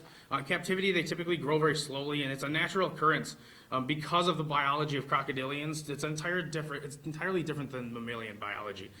It's been shown that even in the wild in North Carolina, one of the northernmost states to have native crocodilians, which is the American alligator, it takes 18 years for one of them to reach 6 feet. This is in Florida, it might take 5. But it's depending on the situations that they live in. Currently, at the Wildlife Discovery Center, which is a zoo in Lake Forest, Illinois, there is a 3 foot, I think it's 12-year-old saltwater crocodile. It's a saltwater crocodile you saw Steve Irwin jump on. It's like 12 years old. It's this big, just because of the way that it lives and the way that it's kept. A complete ban is an overreach of legislation. It's completely unreasonable in my eyes. Many other states, such as Illinois and Indiana, have specific regulations and only require a permit and specific secure caging for crocodilian 5 feet and longer, which I agree with. Attached is an amendment. This amendment was written in cooperation with input and expertise from the United States Association of Reptile Keepers, the Madison Area Herpetological Society, and Dr. Brady Barr and his wife, May Lynn Sanchez Barr. For those of you who don't know, Brady Barr is a member of the Endangered Species Coalition of the Council of State Governments and the International Crocodilian Specialist Group, and also serves as a scientist expert for the International Union of Conservation of Nature. And May Lynn is a marine biologist and educator who runs an education program for kids, including many crocodilians. May Lynn is actually also the AZA's Crocodilian Advisory Group's education liaison and member of the Crocodilian Specialist Group. So this is someone that's on an AZA group that so helped us to write this amendment. This is from the Crocodilian Advisory Group website. The Crocodilian Advisory Group is the Association of Zoo and Aquariums first and oldest taxon advisory group, sanctioned by the AZA's World Conservation Monitoring Center in 1986. This elite group of zoos and aquariums and aquarium professionals specializes in captive management, education, and conservation of the world's crocodilian species, and provides their expertise in husbandry, breeding, educational programs, and captive management for zoos and aquariums worldwide. Captive breeding can be a powerful conservation tool for the critically endangered species. Our greatest challenge to date has been the marshaling of necessary space and resources for the captive management of imperiled crocodilian species. Cognizant of this situation, the CAG feels compelled to redirect its attention and include more focus on education and the promotion of in situ conservation efforts. That kind of reads right to what we do as the Madison Area Herpetological Society, trying to get out there and reach education. Zoos do a great job with conservation, captive breeding programs, but there's not enough zoos to save every animal. There's just not, and a lot of them don't have the funding. Anybody who's been to Henry Vilas Zoo or has been involved with it knows that they're always trying to find ways to get funding and continue to keep that zoo around. To diversify the different species that need help, need to be protected, private individuals that do that in a manner that's in line with the animal's well-being can provide that extra help. I've bred endangered frogs that zoos haven't been able to focus on because a frog this big doesn't help bring in money to help them to conserve other animals. But I've been able to do that in my home and then work with certain zoos and things like that to continue a captive breeding program. There are an enormous amount of animals that wouldn't be around today and wouldn't be in captivity without the private sector's breeding. So this amendment removes crocodilians from the same section as the other animals. I'd like to put them in a different section again because they're completely, to compare an alligator to a tiger is apples and oranges in their biology, their care, their husbandry, the danger of them, everything. And again, they can also easily be restrained by taping their mouth shut, which makes it completely safe for the public for me to hold a small crocodilian and have someone come up and pet it. It also changes, again, I talked about changing the ban to not include any animal that's 1 meter or less snout vent length. I'd like to bring up a few things too. Representative Naylor had talked about confiscation. When it comes to crocodilians and a lot of exotic animals, once they're confiscated, they don't go to some pretty sanctuary, they're slaughtered. They're killed. They're not euthanized, they're not sick, they're killed. A lot of times with things like this, they can be in a very good home, well cared for, and then once they're banned, then they're pulled out of that good home and killed, just for the reason of a legislation. Also, somebody brought up the Dane County Humane Society's wildlife program. They get their wildlife talks from me and the Herp Society, so we're the ones that come in and bring them reptiles and get the kids interacted. This is, again, another thing that we do that no one else does, and without that ability to do that, you're taking something away from us. And one last thing that I wanted to touch on is there's been a lot of talk about AZA and ZAA and who does what. There's a lot of people in the room that have a lot of different things going on with lobbying. We're a nonprofit group. Not lobbying. I'm speaking for the people that actually own these animals. that are part of this organization, that go out with me every weekend, and don't see, and bring my kids and educate people and pass on that passion for animals. And there's also a big difference between what's been said with animal welfare groups and animal rights groups, and I think everybody needs to be aware of. Animal welfare groups are groups like the Dane County Humane Society and organizations like ours that educate people on how to better care for their animals, how to, that we care about the animal's well-being and longevity. Animal rights groups are also groups that exist that hide behind that animal welfare type of a thing, but their main goal is to pull every single animal out of captivity, all the way down to dogs and cats. So that's just something to be aware of, that there is a difference. And again, I'm speaking as someone who cares about the animals' care, their husbandry, their long life, and people's passion to be able to interact with them and want to save them in the wild. And another thing to point out too is conservation doesn't just happen in the wild. There's a lot of places where this magical idea that we need to keep these animals in the wild isn't a Disney movie. There is no wild anymore. I work with Borneo earless monitors. Their entire range is now palm oil farms. They're gone. We can conserve that animal in the wild.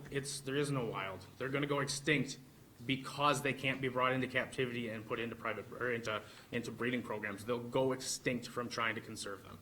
So there's things like that to keep it in mind as well. Thank you, Ryan. Representative Snicky, then Representative Nalen. Thanks. Thank you for your testimony. It was actually very enlightening. Appreciate it. But I do have a couple of questions. Now, you own, how many reptiles do you own? Currently, Yeah. around 140. And they're not kept in your house, are they? Yeah. We're also talking like 10 frogs this big in a tank that's built like a rainforest. Okay. So this isn't 140 Like- giant How many crocodilians in my giant house. crocodilians do you own? I currently don't own any. I have owned them in the past, but currently I don't own any. We had a small little baby caiman that we named Carlton, and he went everywhere with us and educated, and kids loved him. He would, if you've ever heard him like call for their mom and bark, super cute, and he was like that big. He passed away, and we haven't replaced him. Just because currently I'm looking at potentially moving, so I'm waiting to get into a new house to build a better enclosure. Okay, so you did say, I just got a couple more, that you are a member of the AZA, or? No, I thought you said something about. nope. I can't get AZA. I don't have a This is your facility. home. Yeah, So nobody, is your home, like for instance, in the city of Milwaukee? Yep. Where I live. If I want more than 3 dogs or 3 cats, which I would never want that, I have to get a special license. Do you need to do anything like that at this point? with a lot of times reptiles, they're not usually thought of like that, and a big reason is, and this brings up a good point. When I say I have 140 animals, the first thing everyone thinks is a house full of 140 dogs. That's not the Right, case. right.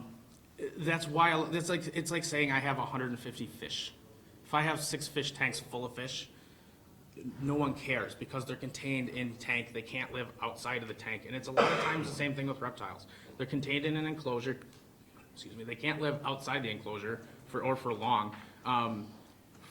Any exotic reptile can't live outside for more than 1 day at 55 degrees without getting respiratory infection and dying.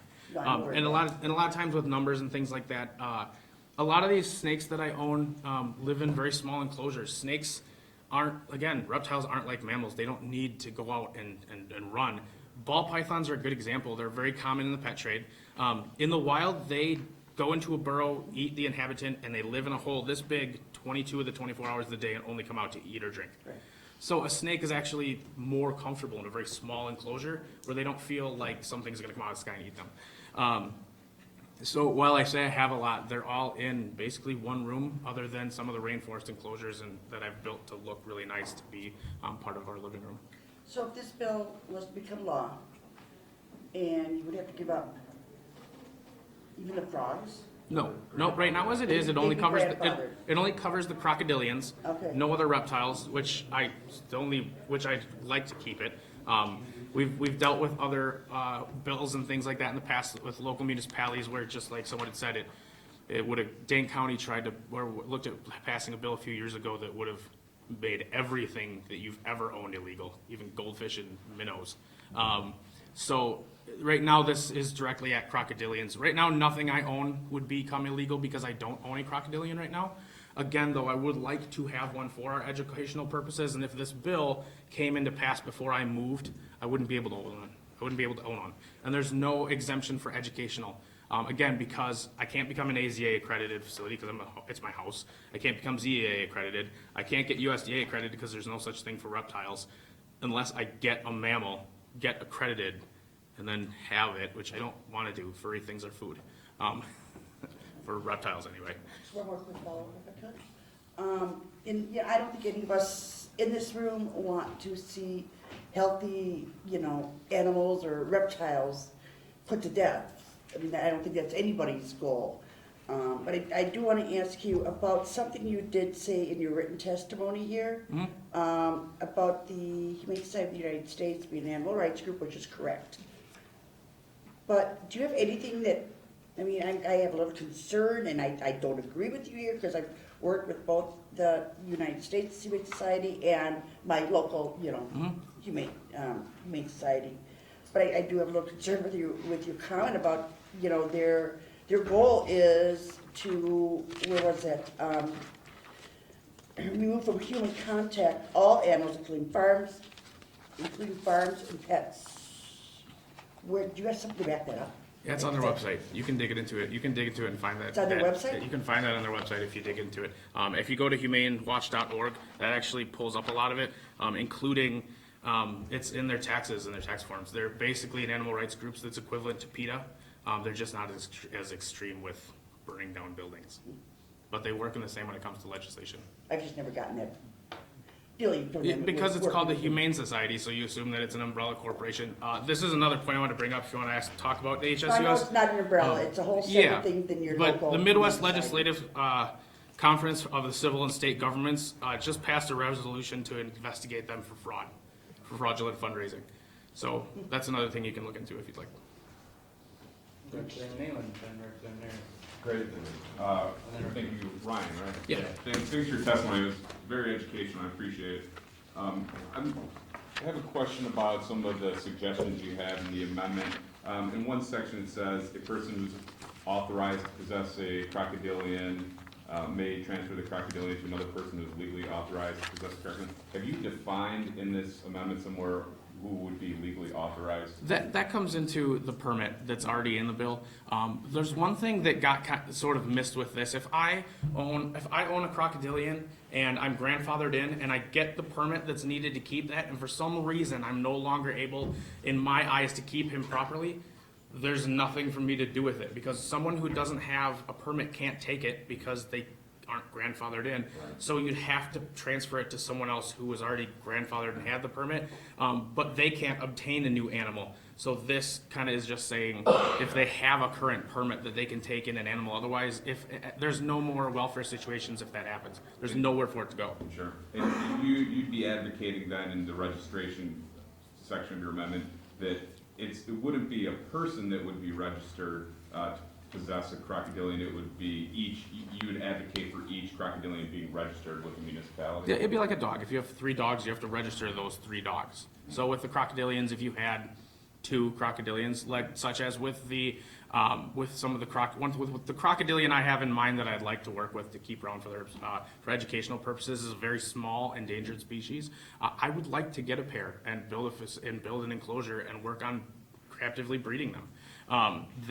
In that regard, I'd have to register them twice. Sure. One for each one. And then my only other one is, could you elaborate or help me define at all, if we do this amendment, what a bona fide educational program would be? I think we might need to tighten up that language in terms of just bona fide and having some sort of... Yeah, it's difficult. That's something that's difficult. There's really not anything out there right now that defines what an educational program is. What we tried to write in with this is that they have proof that they've gone out and done an educational event at least twice a year. And I'd be happy to work with anyone on this amendment. This is just an idea. This is where we'd like to see it go. And I'd be happy to work on making that more strict in a way that makes sense, and I can lend that aspect of what we do and how to make it so that, Bob that wants an alligator can't just say, oh, I do education.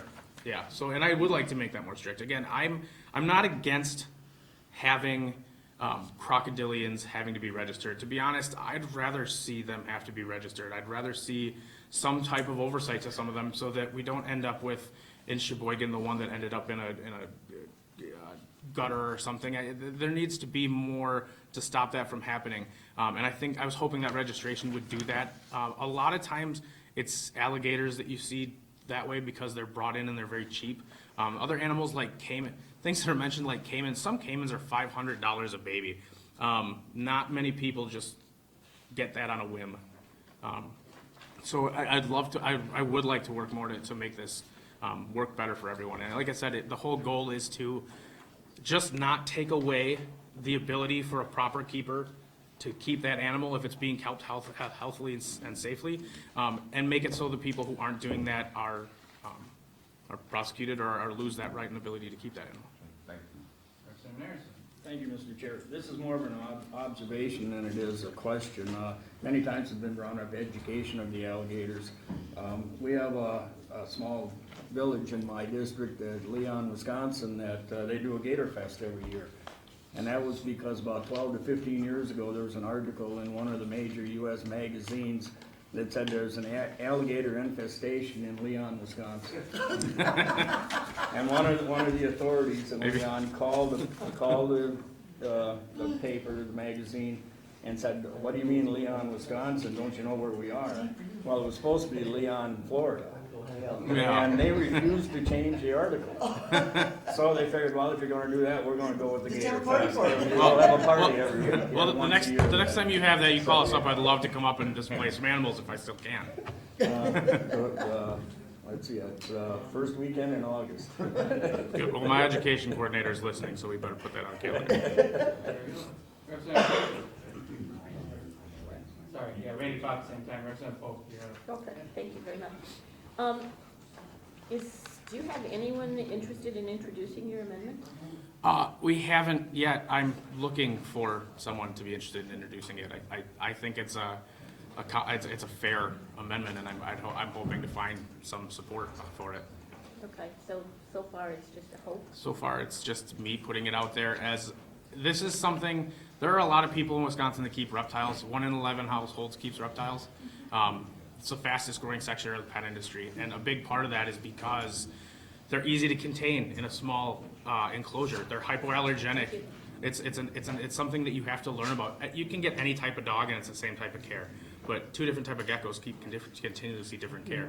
So there's a lot of people in the state that have these animals and just are afraid to come out and say anything. So it's hard to get supports by one of the only people here.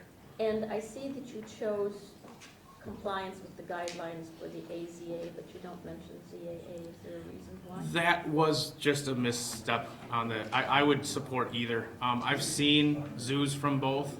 I know the political background behind why one slams the other. It's money. That's all it is. They're both, again, they're both similar, and they both accredit, like the person had said, the same zoos are accredited by both. From what I've seen from the ZAA, as I've watched it, AZA has, like he said, has a lot more in-depth stuff dealing with the financial aspects of gift shops and running the zoo as a business, whereas the ZAA focuses more on the animals and less about the financial aspects of it, making sure that the animal husbandry is taken care of.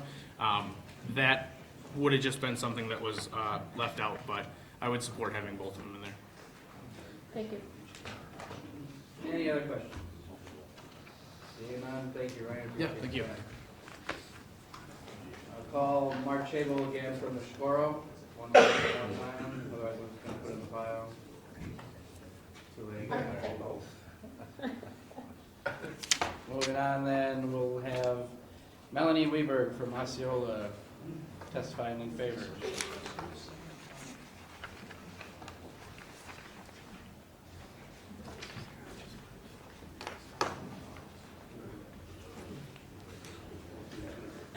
All right, good morning. My name is Melanie Weber. Can you hear me? I am here to support AB 333 as originally introduced with no amendments, and to preserve in capital letters the ban on public contact, which I think is a huge public safety risk as well. I'm wearing two hats, Polk County resident. Polk County is northwestern Wisconsin, for those of you that don't know, along the St. Croix River, we border Minnesota.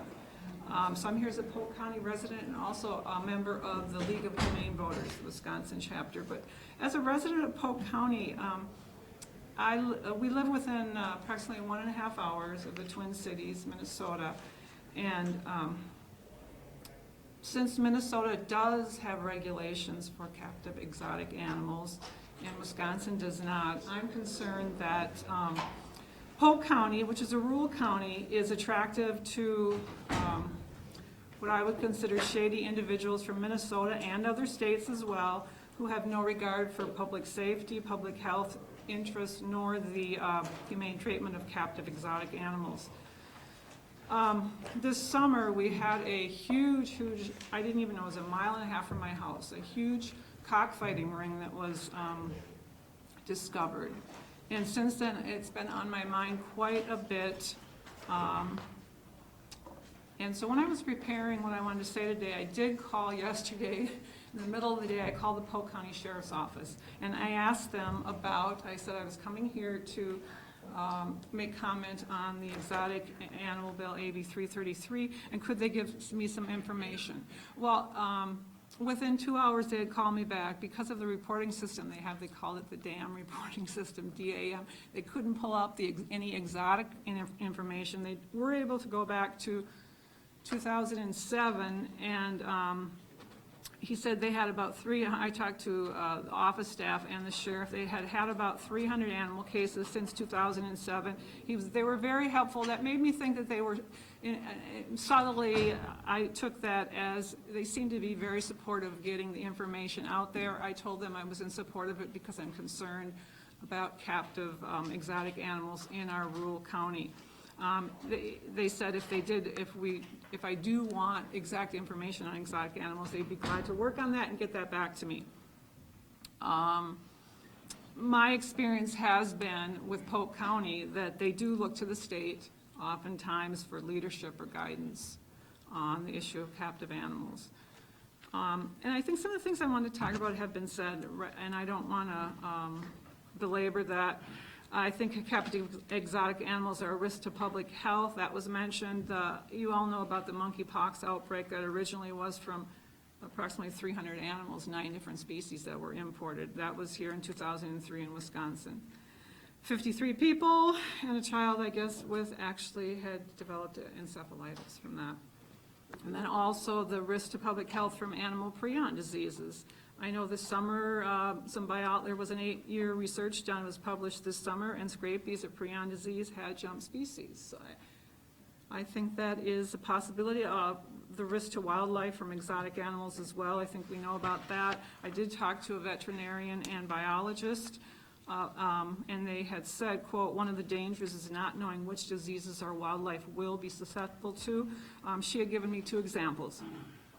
She said currently in the state of Washington, they have this exotic louse, which is impacting their black-tailed deer and their mule deer populations. And I also mentioned the monkeypox outbreak. And to jump to the other hat, the League of Humane Voters, Wisconsin chapter that I'm a member of, the message I just wanted to state quite simply is we have grave concerns with captive exotic animals being confined in unnatural and oftentimes inhumane conditions with little to no stimulation or exercise. One thing I just found published is the ALDF, the Animal League Defense Fund, a national organization, just recently announced the publication of their 2015 U.S. Animal Protection Laws Rankings Report. And this was their 10th year doing that. It surveys animal protection laws of all U.S. states. It reflects examination of over 4,000 pages of statutes assessing the strength of each state's animal protection laws. They have 15 different categories of animal protection used to rank. In 2014, Wisconsin was ranked 36th in the middle tier. And in 2015, this last year, Wisconsin dropped to 44th in animal protection, the bottom tier, out of 50 states. And so I think simply in closing, we believe that public safety, public health go hand in hand with animal protection, and feel that AB 333 is a major win for all three. Thank you. Thank you for your testimony. Is there any questions? Seeing none, I will thank you for your testimony again, and we'll call the next witness. Jody Landowski, speaking in favor.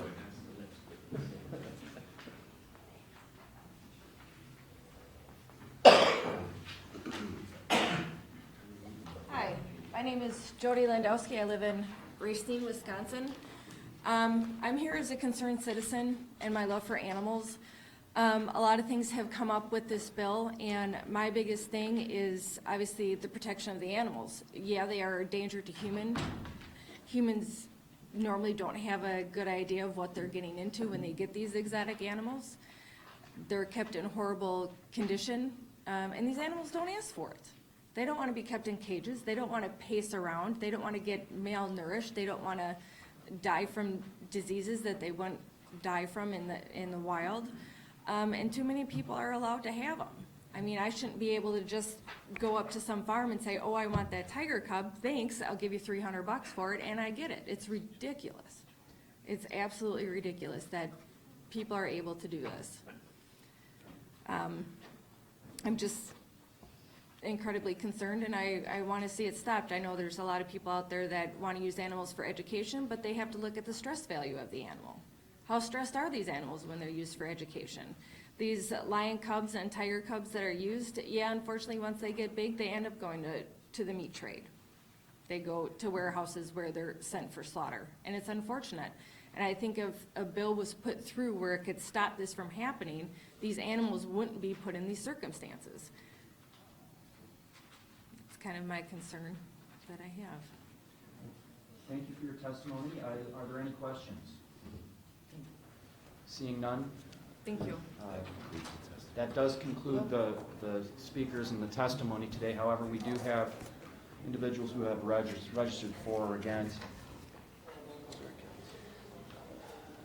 Against Cliff Johnson, against Bob Welch of Wisconsin Bear Hunters Association, and against Christopher Johnson of Spencer. And then registering for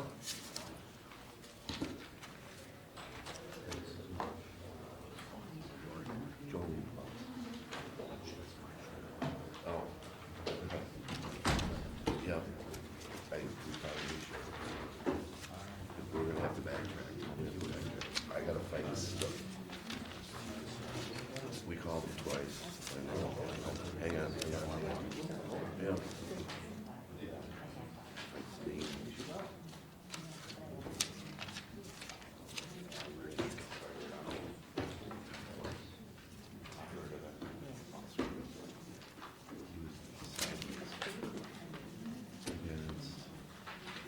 Right there. We're going to backtrack here a minute. I believe Mr. Mark Schobel just walked in. We've called Mr. Schobel a couple times. You weren't here, sir, but we do want to give you an opportunity to speak if you still wish to. This is Mark Schobel speaking in favor with the amendments. Apologize, I had to step out and take care of some business, but can you hear me okay? Yes. All right, good. My name is Mark Schobel, and I have a company called Animal Entertainments, and we've been in business since 1979. And we've held a USDA license since 1979. There seems to be some misconceptions about USDA license holders, that somehow we're not regulated and that we're, we don't have any laws to live under. And I just want to set the record straight, that's not true. We're subjected to unannounced inspections. I don't ever recall having a fun time with an inspection, but that just is part of the business. We've had a good relationship with the USDA. We've always tried to comply with their rules and regulations. They inspect your property for safety, animal care, and I think those people who say that there are no regulations in Wisconsin, I'd have to take a little objection to that. Because we do, if you're involved in breeding animals, exhibiting animals, transferring animals, any number of topics, you're required to have a license under USDA. The only exception to that is if you have one as a personal animal that you're keeping. We support the bill with some amendments. And we live under a license, we have for many years, and I suspect that it's probably proper that other people, if they want the animals, should probably do the same thing. We do supply a lot of it. I know there was questions brought up where some of our animals go. They go to, they've gone to AZA facilities. They've gone to ZAA facilities. They go to USDA facilities. We don't sell any of our cats or some of our large carnivores as pets. That's not what we do. We have a park that's open to the public in Wisconsin Dells called Timavati, and we have spent a lot of money on building this facility in the last 4 years. Some of these animals are very important to us. We were heavily involved with the captive wildlife bill for 14. I thought I turned it off. Okay. We were heavily involved with the captive wildlife bill for the better part of 14 years, and that passed in 2002. And at that time, it was the understanding, you know, with everybody, that bears and cats and stuff were going to fall under USDA jurisdiction. And that is why the captive wildlife bill was written the way it was. We build our businesses, you know, based on laws, and these laws can, when you throw them out the door or make major law changes, they can be very detrimental to a person's business. They can be very detrimental to the animals. In the case of bears, when they passed the captive wildlife bill, a lot of those animals died. And it's unfortunate. It didn't have to go that way. Sometimes they upped the regulations on pen specs, and which is fine. We complied, and we've always tried to comply with the animal care, taking care of our animals. We do photos with our young animals, and we have a very strict policy of, you know, how we handle them. And we usually run these animals up to about 40 or 50 pounds. They're a very important part of our business. They do provide a lot of people with an opportunity to get close to them and have a personal experience. We don't encourage pets, we don't sell pets, and that's not what we do. These animals are part of a way for funding our operation, and we think that probably people should have a license for some of them. I heard a lot of testimony here on the big difference between AZA and ZAA, and I can tell you that most of the municipalities in the state of Wisconsin will never belong to the AZA unless major investments are made. AZA is not open to everybody. They don't want everybody in their organization. ZAA was started up because they were shut out. And AZA doesn't want those people. And that's the reason ZAA has started up. It's a great organization. I was at their meeting in Las Vegas about 2 months ago, very informative. They have great seminars. They're people that provide products. We just recently built a new penguin pen, aquarium. And when we got down there, when we walked in the door, there was 2 vendors there that had everything I needed, from the glass to the pumps, the filters. So if you think ZAA is a substandard or USDA is substandard, I got to take objection to it. I think that if you're going to give all these other organizations exemptions, you have to look at us. And it's not right to throw people out the door like that. USDA holders and exhibitors, I'm a dealer, exhibitor, and we provide animals to Circus World Parade. We've provided animals for movies entertainment, AZA facilities, ZAA facilities, municipal facilities. We've been very, very much involved with it for the better part of 40 years, and I can say my entire life. My father had the Fur and Feather Game Farm at El Dorado when I was a child. And so I've literally been involved with this since I was a child.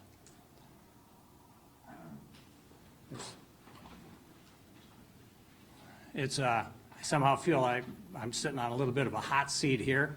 I think I know there's people in this room that like to put us out of business. I'd like to clear up one other thing. When it comes to USDA citations, I think the word citation is thrown around pretty loosely, because when the inspectors come to your facility, their citations, to me, mean something else. You have inspection reports, and they find compliant items that you have to be, that they'll go around and they'll list your compliant items or non-compliant items. And that's not a citation.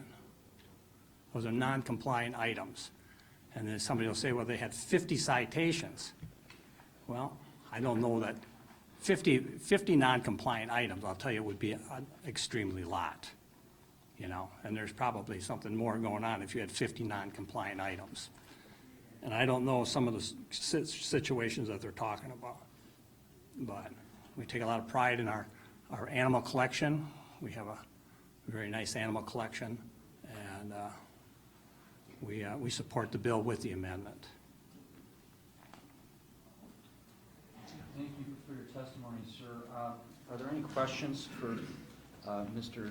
Schobel? Okay, Representative Hope? It's not necessarily a question for you, but more for Ledge Council. Could the committee be provided with regulations, guidelines, whatever, from the USDA? That's another entity that's been mentioned frequently today where I don't understand. Yeah, I can provide some information to the committee on USDA licenses and a little bit about how they're regulated. Okay. And then I do have a question for you. Is that all right, Mr. Chair? Sure, of course. I think, almost to quote, you said that people don't want the AZA. The AZA doesn't want those people, and thus created the CAA. I don't understand what the implication was when you said the AZA doesn't want those people, and so the... It's true. They're not an organization that accepts everybody into their organization. It's a very close, tight-knit organization. And if you look at the number, of AZA facilities in this country, it really hasn't grown. Accredited facilities really hasn't grown much. And you know, where do people go when they want help or need knowledge? And unfortunately, you know, a lot of people, they don't want a lot of people in their organization. They're a public institution. They have different goals. They take funding, you know, they take millions and millions of dollars in funding. And so you know, that's their little world, and that's fine. But it's not right that a facility that has that much money coming in dictate the terms. If you lock everybody out, you're almost, you know, guaranteeing a monopoly. So you're implying that it's more an elitist organization than it is a difference in their standards? And it's pretty well accepted among the industry. But I'm that not they in are the an industry, elitist and I need to organization. understand It's this true. better. Huh? So What's that? I said, I'm not in the industry, and I'm trying to understand this better. And what you seem to be implying is that the AZA is more an elitist organization funded by public dollars, where the ZAA is opened up to other organizations. So you're saying there's no difference in their standards?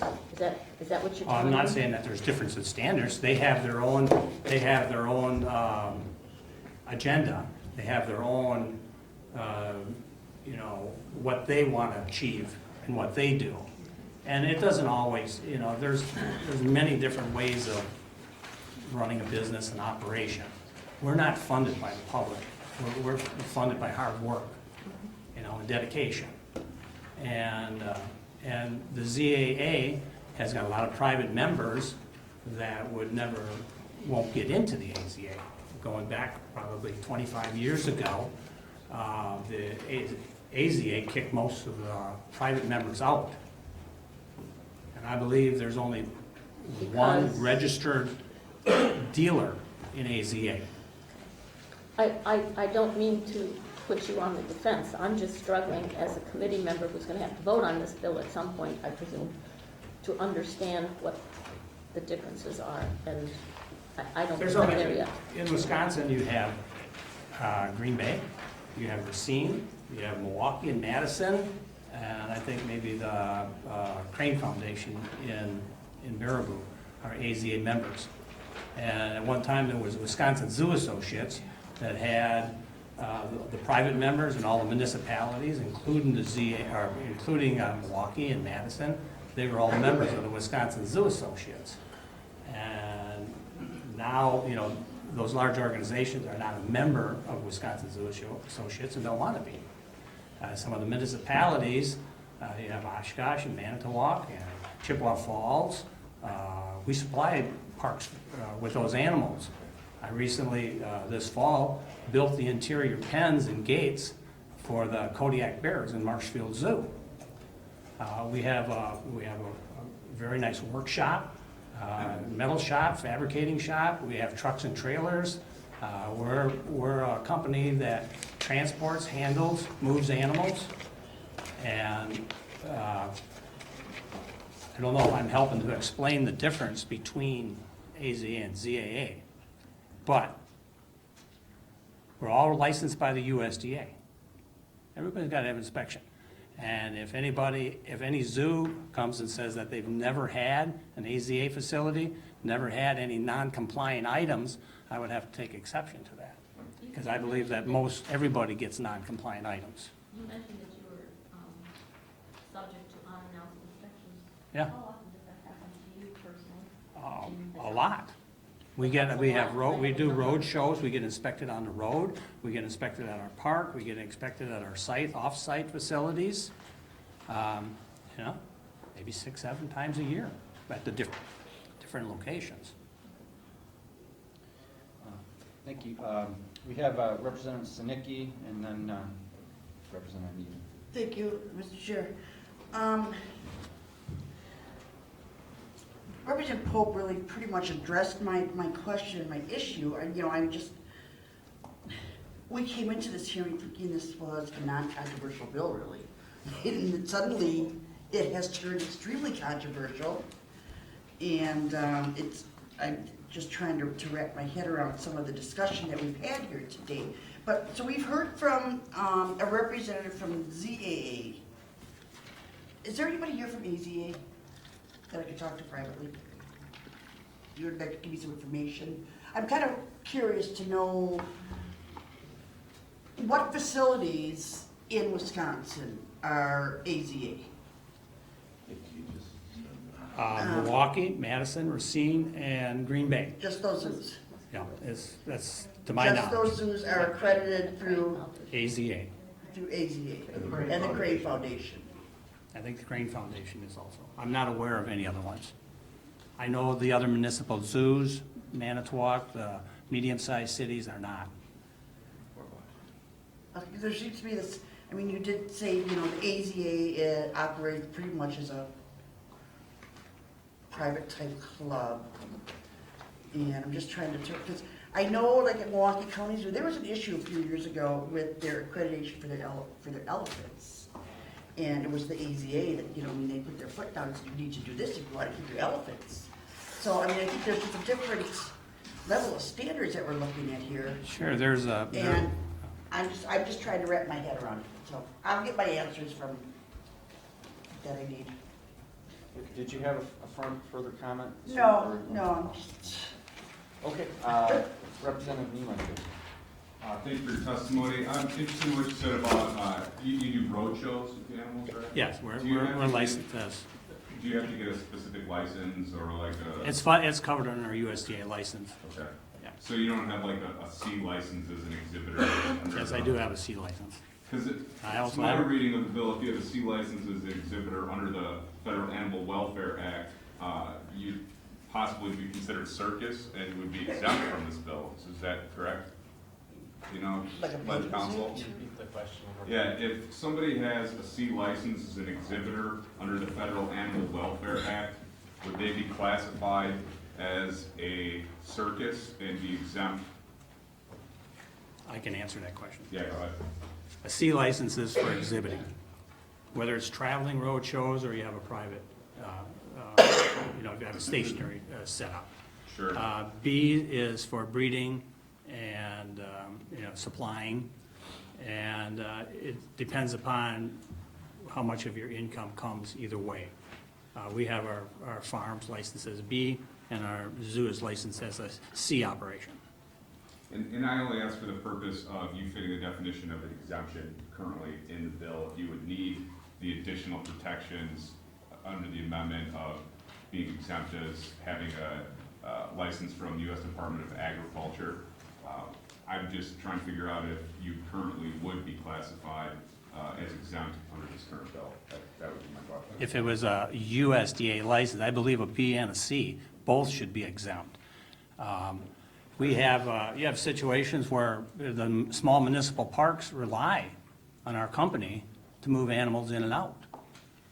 We supply animals to Chippewa Falls. We supply them with zebras, and we've got tigers up there. And we've got a lot of different types of animals up there. And, you tie our hands behind our back, what are they gonna do? Where are they gonna go with the animals? Who do they get the animals from? It's not people have, fuzzy ideas about a lot of how the animal world works. But, the animal business is highly regulated. We're licensed by the DNR, we're licensed by the USDA. And as far as the situation with the bears, I believe that language in there says on bears, DNR control is Ursidae. Is that correct? Legislative. There's a question. Go ahead and. But does this not take the DNR, doesn't this bill exempt the DNR from? Yeah. Yeah, so it doesn't matter, it's Takes moot point. DNR out of the picture. Do you currently have a license with DNR? Yes. Captive Wild Animal Farm license. Can I ask a follow-up about the license too? Please, Mr. Chair. I'm done. I also would like to comment on the USDA license hold. Just the comment was that USDA just automatically gives you a license. It's not really that simple.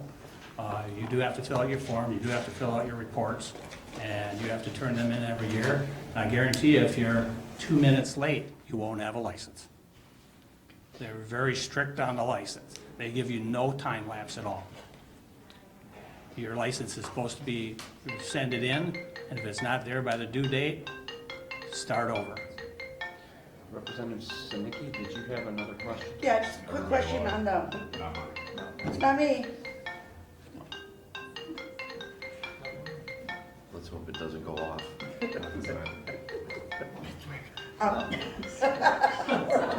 There is no phone here that's gonna be good. Oh, your iPad.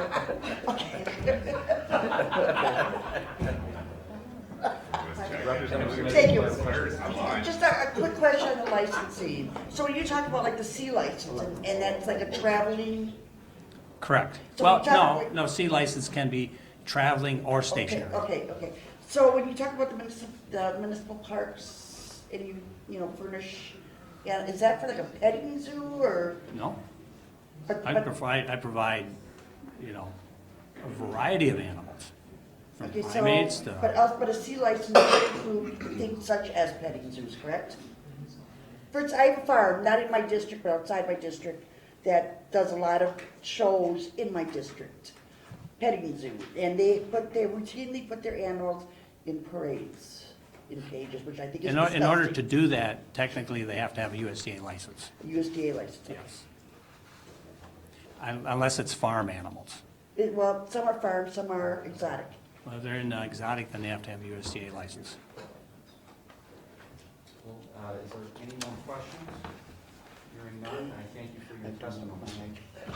And what we're going to do, that does complete the testimony. However, I'm going to go back and read the fors and against for those who registered. So, yeah, so here we go. Registering for, in favor of Joyce Plouts, or Jolene Plouts, sorry. Wisconsin Towns Association, registering for Gene Wheeler. Special Memories Zoo, registering for Gretchen Crow, Special Memories Zoo, and registering for Kurt Wittifsky, League of Wisconsin Municipalities. And so those registering against, Bob Welch, Wisconsin Bear Hunters Association, Cliff Johnson from Spencer, Wisconsin. Registering against, Christopher Johnson, also from Spencer, Wisconsin. Cliff, well, I'm Cliff, and Christopher, we would be for the bill with the amendments. Okay, thank you. Yeah. Okay, then we'll have to correct that. With that, I think that concludes this bill, and let's move on to the next one, which is Assembly Bill 610, and I believe we have a representative from...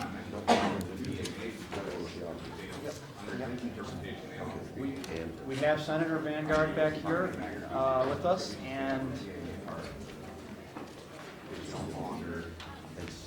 Representative Vanderbilt. No, thank you. You're doing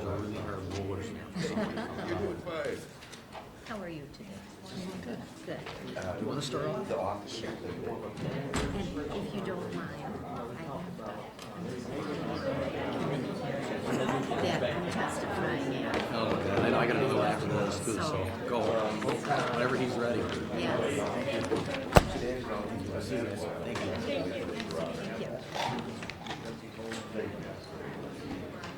Okay, I guess, why don't we proceed? Whenever you're ready. Good morning, Chairman Heaton and committee members. Before I begin, I have to respectfully excuse myself after my testimony. I have another committee hearing I have to be at and deliver a testimony there as well. So when I'm done, I will excuse myself and return to our committee after that. Thank you, Chairman Heaton and members of the Assembly Committee on Consumer Protection for holding a hearing on Assembly Bill 610 today. As the author of this legislation, along with Senator Vanguard, I'm pleased to testify before you and to take any questions that committee members may have. Assembly Bill 610 would allow courts to impose a more fitting penalty for crimes against the elderly or disabled.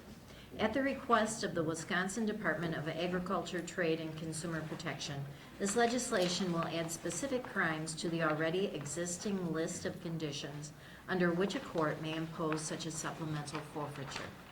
Current law allows penalty enhancers for some crimes perpetrated against the elderly or disabled already, but not including laws relating to the following: future service plans, rental vehicles, self-service storage facility, timeshares, foreclosure consultants, prize notices, mail order sales, unfair billing, vehicle protection product warranties, video subscriber rights, solicitations of public record fees, contract solicitations using checks or money orders, telephone solicitations, telephone records, consumer loan information, tax preparer client information, and residential contractors. Under certain conditions, the bill will allow a court to impose a supplement forfeiture for violations of the foregoing that are perpetrated against the elderly or disabled. This will help protect and shield Wisconsin's most vulnerable citizens. In closing, I ask that you join Senator Vanguard and myself in support of this legislation. Thank you for your opportunity to testify here today, and I will be happy to answer any questions that you may have after the Senator's testimony. Well, thank you again for allowing us to visit your committee this morning. I'm going to kind of paraphrase my testimony because Representative Vandermeer has covered the, I think, content of what we're trying to do here. Most of you know my law enforcement experience of 30 years in law enforcement and dealing with some of the issues that we're trying to cover in this bill. And of course, this bill is important to me because I'm approaching senior citizen age. And who knows, if somebody calls me and it sounds like it's a really good deal, but it's not, because maybe I'm not thinking as clearly once I get to be 80 or 85, you know? Not picking on 80 or 85-year-olds, but I know how difficult it can be to understand the complexity of some of these offers that are being made. Buy one, get one for 50% off the second one. So you think you're buying one and it's a half price, it's not. So, I mean, when we look at what we're bringing forward here, the criminals are preying on senior citizens. And we know that this has become a target of opportunity for our criminals today. And especially when we have different ways that they can do this, and we've covered some of these for the future service plans, marketing practices, trade practices, rental cars, self-service storage facilities, foreclosure consultants, etc. A lot of those areas of interest are complex, and it's easy to baffle somebody that doesn't have a clear understanding. And so our seniors become the target. This legislation is aiming at putting some teeth into allowing DATCAP to be able to enforce forfeitures for organizations, groups, et cetera, that target senior citizens. And I believe it's a $10,000 Yes. forfeiture that we have up to $10,000, and that's per incident. You may have 200 or 300 seniors that are contacted, so this could become a very expensive venture if these companies don't follow the rules. So this is important legislation, I believe, to add to the list and give DATCAP clarity in what they can do to enforce this to protect the seniors, our most vulnerable. So I would ask you to join us in supporting this legislation. It's, like I said, this is pretty much a pretty easy call. It should be bipartisan. It's going to update our new laws to reflect these crimes.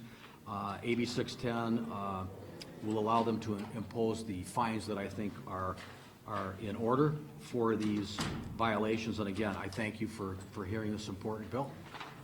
Thank you, Senator.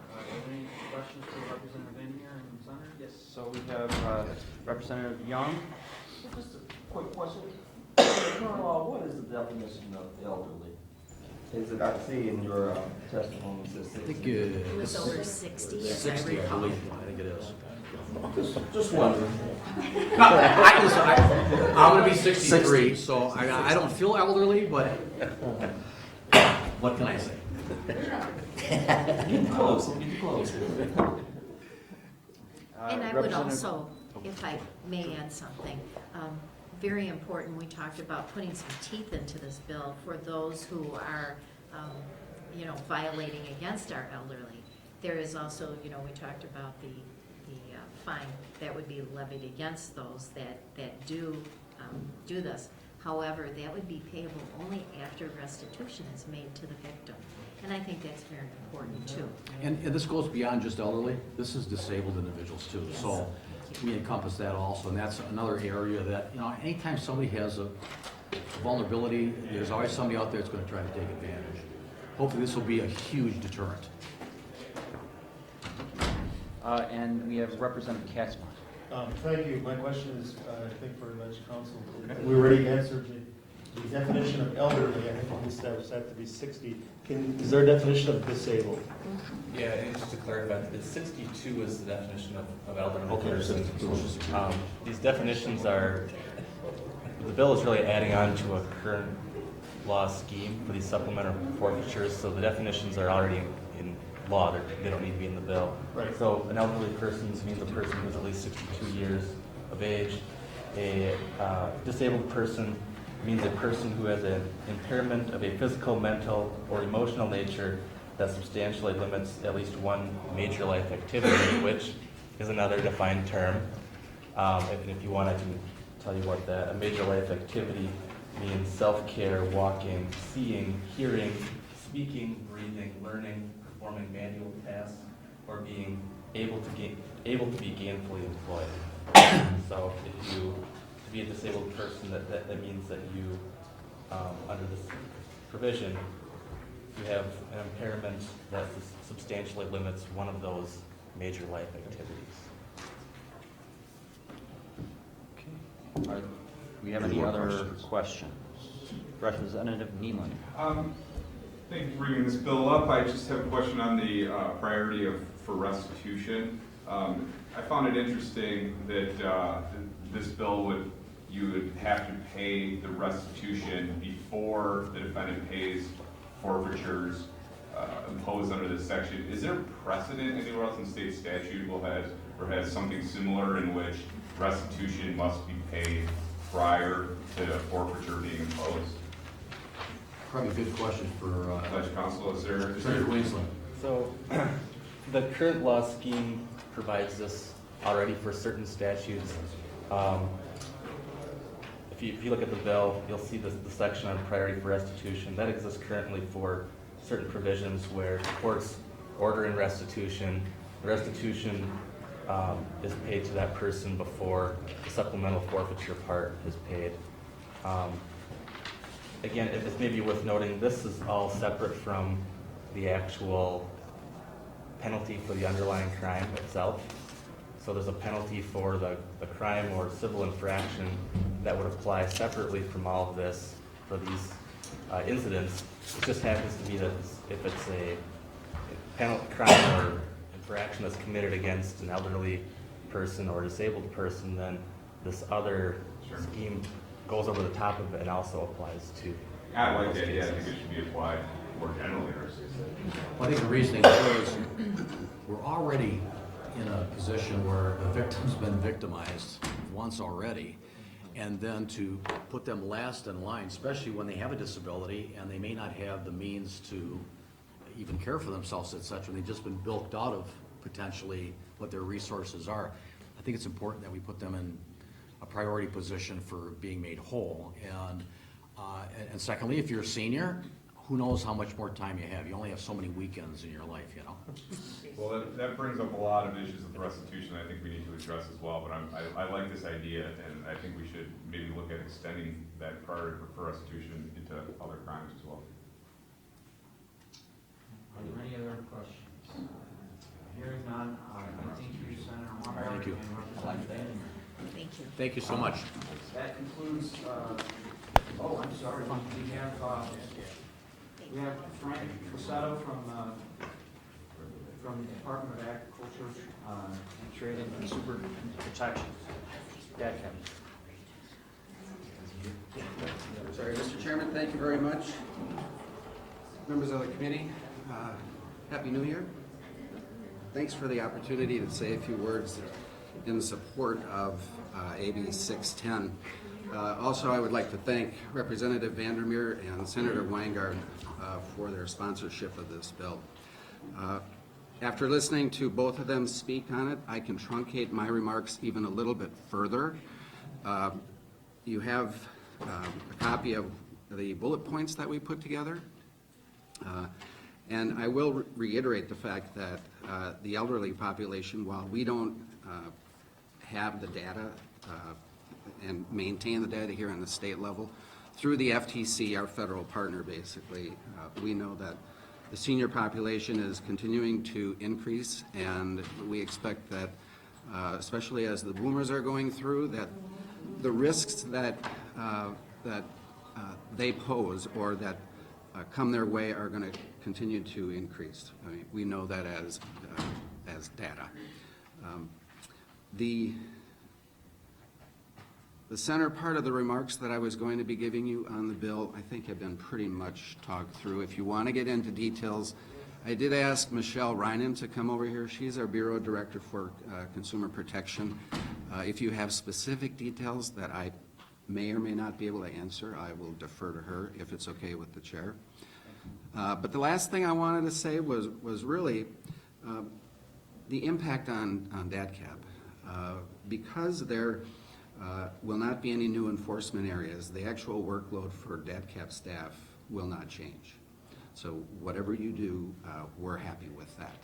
Okay. And also, the state defines these fines and forfeitures in statute, so additional rulemaking will not be necessary. So again, little to no impact on DADCAP, which is a good thing. So with that said, protecting Wisconsin consumers for us at DADCAP is mission critical. And protection for Wisconsin's most vulnerable population, the elderly and the disabled, is something that we take as extremely important, and passing this bill, not to overstate it, is just simply a good idea. With that, thank you, Mr. Chairman, members of the committee. If you have any questions, I'd be happy to try and entertain them. Are there any questions? Hearing none, we're going to ask Ms. Reiner to come up, and I thank you for your testimony. Thank you. No. Didn't If there were no questions. Oh, Yeah. okay. I thought you, okay. Well then, we do have a question. Ha. Representative Zanicki. Make the trip worthwhile. Okay, so there's an elderly person at home who gets a phone call and gets talked into purchasing something they can't afford and don't need. How does it play out that that is found out and prosecuted? I mean, isn't it he said, she said? What's the mechanism for that? So our investigative process is done a number of different ways, and one of those is generated from consumer complaints that we receive in writings, or even consumer contacts via the phone or email to our agency asking questions about an interaction that they may have experienced. And we then take that information and have a database full of these phone numbers that exist, and we're always trying to identify the sources of those calls through our work and through the different information that we're receiving from consumers. We have many investigative techniques and access to different law enforcement tools that we use. And we partner with the Federal Trade Commission as well as other states, because these crimes aren't only happening in the state of Wisconsin, especially when we're talking telecommunications practices, telemarketing practices. They're national and international in nature. So if we can build our case using that information, we'll refer it to the Department of Justice or district attorney's offices for prosecution, and that's when this enhancement penalty or supplemental penalty would come into play, because we would then identify all the callers using telephone records and the witness statements that we have, and figure out the age groups there. And while some of them are occurring to people under 62, many of them are occurring to individuals over 62, and they would then figure out the appropriate supplemental forfeiture. Are there any other questions? Hearing none, I thank you both for coming here today and testifying and for answering our questions. Thank you. That will conclude the testimony that we have. We have no written registers for or against, so we will move on to the next bill, which is AB 502. And we have Representative Kirkman and Representative Taylor here to speak in support of the bill.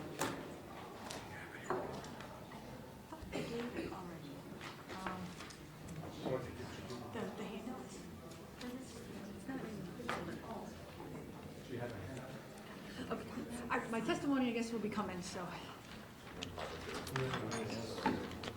502? Yeah. Yeah, we got it. Okay, oh, 502, all right, here. Excellent. All right. Please proceed whenever you're ready.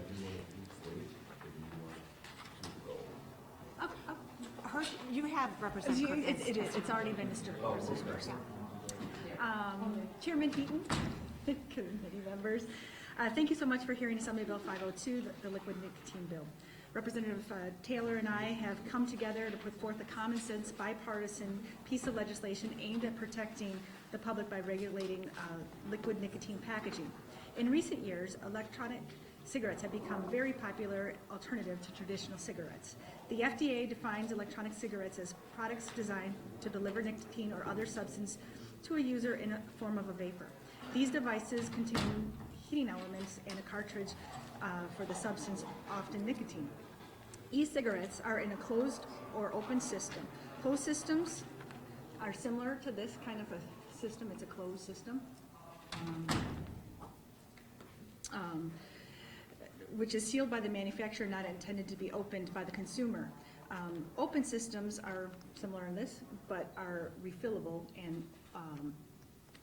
used that substance usually, or a substance similar to that. You pour it into that container and such. These products are ready and available on the open market, however, they are not regulated. It is important to note that a teaspoon of diluted nicotine can poison a child. This is actually how much fluid could actually kill a child, liquid nicotine.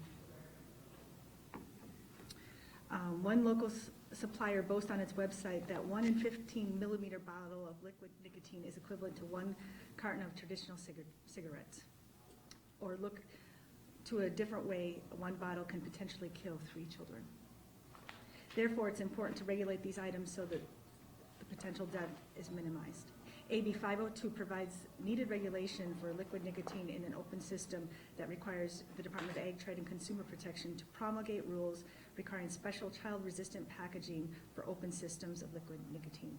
Child restraint packaging is defined which packaging that cannot be opened under a child of age 5.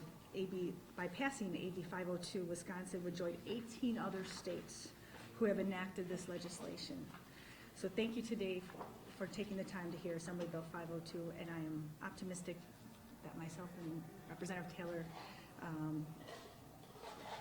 and join us in supporting this piece of legislation. So again, thank you so much, and kind of fun to have props today. So. Yeah. Well, thank you so much, Chairman Heaton, and thank you, committee members, and thank you, Representative Kirkman. We have learned a lot working on this bill. This bill really is about protecting kids. I mean, that's really the bottom line. This liquid nicotine is toxic. It's a toxic substance. It can kill a child, and it has. It killed an 18-month-old child, and there's been many, many instances of poisoning from liquid nicotine. Even getting this on your skin is going to burn you. It's very, very, I'm not going to open this because I don't want it to get anywhere, but these containers are very, very easy to open. Any 3-year-old child is going to figure out how to open this, and these containers are in kid-attractive packaging. This one has a monkey on it with bananas. They come in gummy bear flavoring. They come in pink bubble gum, lemonade with very bright packaging. It's very attractive to a child, And so that's really our concern. We're not talking about these kinds of packaging, as Representative Kirkman said, that are closed. You can't get in them. It's more this open type of packaging that is really, really deadly to a child, and we're seeing that. Other states have passed these laws. This is really simple. It just requires basically child safety packaging. Arkansas has passed a law like this. Wyoming, really across the board, red states, blue states have passed these laws because really at the end of the day, we all want to protect kids, and we don't want any child to die from getting just a tiny bit of this toxic substance in their system. So I'm happy to answer any questions. We do have a really pretty broad support from the bill, both Democrats and Republicans. So we're very optimistic about it, and we really think it will be a very good piece of policy to have in our state. And I just want to add one other thing. I mean, Chris came forward with the idea, and I was talking about my girlfriend who's actually bought the system, the closed system, for her parents to try to get them to move off of traditional cigarettes.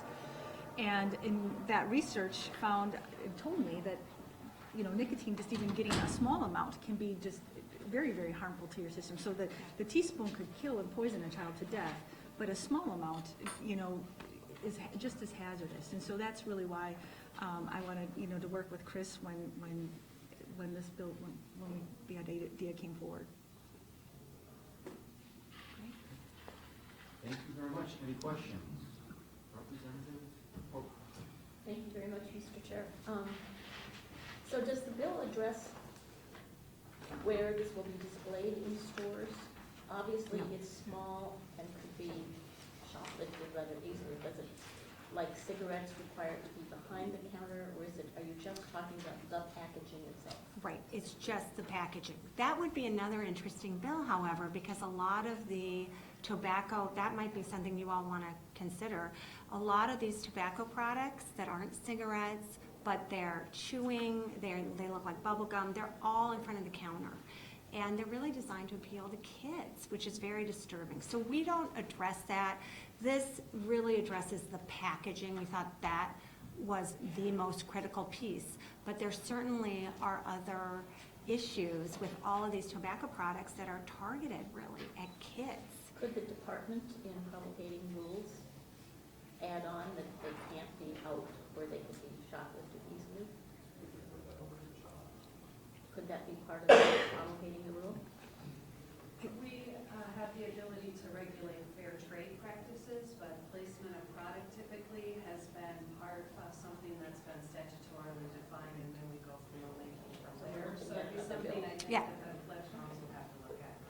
Baby Yeah. steps, we'll get there. It's a good idea. You guys should do it. Representative Needham. Thank you. The first part of this bill is pretty clear to me. If you could just elaborate on the part of it that also requires these rules to meet the specifications and follow the testing methods for special packaging provided under federal regulations. Sure. Okay, so we didn't want to create potentially two sets of rules, because at some point, the feds are going to regulate this. I think it's a matter of time. There's a lot of toxic substances that are regulated at the federal level, and usually it's a specific testing protocol. So what this follows is basically the federal testing protocols, which says that you have to demonstrate, in order to be a child-proof thing, it's child-resistant effectiveness of not less than 85%. So they test it on kids, basically, and see what percentage of kids can open these things. And so we're just adopting that standard. And we have worked with some of the tobacco producers, companies, who much prefer that there be one standard and us not create a separate state standard, and then there be a separate federal standard. So it's really trying to make it easy while really addressing the guts of the problem, which is this container, the manufacturer says this is childproof. Any 3-year-old can open this. You basically just turn it and it opens. But they're saying this is a safety container, because there's no standards that are used. So we're just taking the standards that are currently being used. So once we adopt those federal standards, does that become state statute at that point, or does our state statutes change if the federal testing changes? If they adopt a 95%, or if they adopt a different type of test, will our law follow with that state statute, or are we locked into that method? It should follow, and that's what the bill basically says, is that DADCAP the legislature is giving authority to DADCAP to promulgate rules that reflect that federal standard. And we thought that made sense. It made it a little easier, we thought, for the manufacturers. They always want one standard, and the Fed standard is good.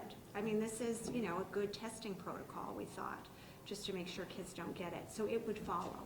And I don't know if Ledge Council wants to address that too, but I think it's, fairly clear in Do the you bill. anticipate manufacturers moving to the locked-in mechanism, or do you think you could just fix this with just something that would be more child-proof twist-off? Well, a lot of drugs do have the childproof twist-off. It's a lot harder than this. I mean, I would pass this around for you all. I don't want anyone to get this on their skin. I don't want to open it. But you will see, this is basically a twist-off. Any kind of, even aspirin, I mean, it's much harder to get open than this bottle. Sure. Any toddler is going to figure this out. It's very easy to open. And we were actually shocked, because they say there's safety. But you twist this off, and it's open.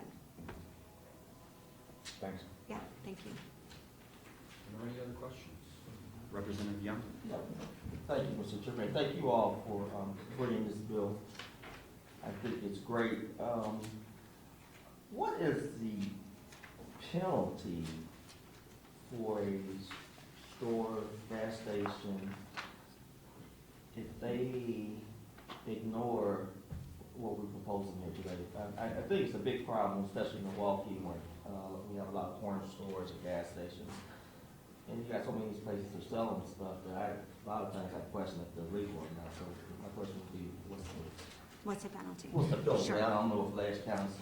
Yeah, and DACAP, I mean, I believe there is a penalty mechanism for manufacturers that do not comply with state rules. I mean, I'll ask Ledge Council if you could address that, but I do believe DACAP would have the authority to Give me 1 second. promulgate I can that. find the penalty. It's not, sometimes with DATCAP and 2 other agencies, they don't keep their penalties right next to the prohibition, so it takes just a couple I seconds. guess my concern would be not just the manufacturer, but if it's a particular store, if they can be, Penalized for penalized. selling something that doesn't Correct. have, yeah, and we didn't change the purview of DACAP, whatever purview they have for other toxic substances that should be in the childproof. Well, I just want you cap. guys to be successful in the enforcement of it. Yeah, absolutely. No, that's a great question. We need to make sure that's.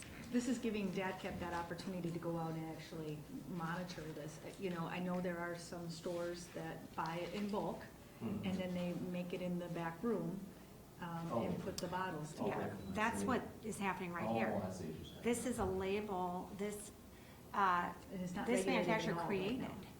Yeah, this So- has been labeled from a. I've learned a lot about this vaping industry.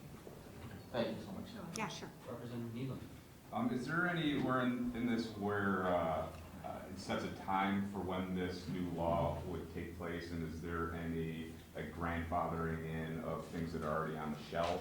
Or would it be once this new law was in place, then people would only be able to sell this new product? Or would it be just in terms of manufacturing in the future, they'd only be able to manufacture child twist off? Like, is there anything in terms of like a start date or I don't think there is. It's giving the department, like councils. Yeah, I mean, they have to promulgate a rule, so Right. you have to go through that process, Sure. right, until that rule is final. Mhm. So that can take many months to do. Right. Um, I can maybe talk a little about that. Yeah. The bill doesn't set a specified date when these rules would take effect, because we don't know when the rules are going Right, to they be gotta promulgate it. promulgated. Right. So when the bill passes and becomes law, when DATCAP promulgates a rule, in their rule, they will set an effective date and will likely put an initial applicability. You know, when does this new rule that they've promulgated first apply? And it's maybe worth noting, the bill does allow DATCAP to expedite the rulemaking process a little bit. There's, as you are well aware of, but there's a timeline for certain procedures to take place in order for a rule to go from an idea to taking effect. And the bill eliminates some of those requirements. It eliminates the requirement that there be an emergency found to skip a couple of those steps to first get a rule in place, while a permanent rule would be then worked on. So it would be a faster timeline than, I guess the point of that saying, it'd be a faster timeline than the normal rulemaking process, but nothing would take effect until there's an actual rule that's in place, and that rule would specify when the new provisions would first apply. And with that authority, does that extend to, are they able to create a rule that would prohibit the sale of these types of vapor devices, or would it just be in terms of the manufacturing? So the bill specifies that the department is required to promulgate rules related to the special packaging of liquid nicotine. Right. So And would the that- rulemaking process then, so that's what the requirement is from the bill, and the process that may be expedited for rulemaking only applies to what's provided in the bill, which is they may promulgate a rule faster than normal, but that rule is only for the special packaging for liquid nicotine. It's not for any other sort of type of issue. I guess I'll leave it at that, yeah. And I guess I just want to add, I mean, currently under Wisconsin law, this is not regulated at all. There's no requirement that there be a child-proof container. And I guess that's, Representative Taylor and I were specifically looking at the packaging to make sure that if a family, somebody purchases it, brings it home to their house, they're filling up one of their e-cigarette, that they leave this on the counter, that a 5-year-old coming by isn't gonna just be able to get the top off easily because they see a monkey on the packaging. Oh, gosh, that smells like my banana. It smells like banana. It's, and ingest it, that really is a, concern of mine, and why, again, specific to the packaging, because again, this is an unregulated industry right now, that, working with chemicals, that you don't even know what's really in that. Are there any other questions? Hearing none, I want to thank Representative Kirkman and Representative Taylor for your testimony. We have no other needed testimony, but we do have some parties that registered, all in favor. Michelle Crusoe, representing Wisconsin Grocers Association. Michelle Metner, Children's Hospital of Wisconsin, registering in favor. Mark Radium, Allegheny County Board of Supervisors, registering in favor. And Mark Rappenheim, Wisconsin Medical Society, registering in favor. And that concludes our testimony on AB 502. And we're going to go to AB 520, relating to authority of the Department of Agriculture, Trade, and Consumer Protection regarding motor vehicle fueling facilities. And we have Representative Joan Ballweg here to testify in support. I'm sure this one will be just as simple and quick as that last one. Thank you. Yeah, oh, don't jinx it, sorry. It's a new year. Well, thank you, sitting in as Chairman Heaton and members of the Committee on Consumer Protection for holding this public hearing. Since at least 2002, Wisconsin has required retail locations with unattended fueling with no employee on site to maintain a telephone or other approved means available to the public to notify the fire department in case of emergency. The requirement to have emergency phones at gas stations came from the recommended rule of the National Fire Protection Association, very respected but a non-governmental advocacy group. That was adopted by then the Wisconsin Department of Commerce without consulting the industry. After adoption, it wasn't enforced for convenience stores that were open with an inside phone available, presumably because department staff felt it was unnecessary and burdensome. Well, when the Department of Agriculture, Trade, Protection, Consumer Protection took over jurisdiction for the regulation of underground storage tanks, their interpretation of this rule expanded the requirement to all retail facilities, those that were even closed for a period of hours, to have an outside phone. Enforcement of this rule has drastically changed in recent months. The enforcement itself reflects the time when phones were not readily available. In 2013, the Pew Research Center found that 91% of all adults carry cell phones with them.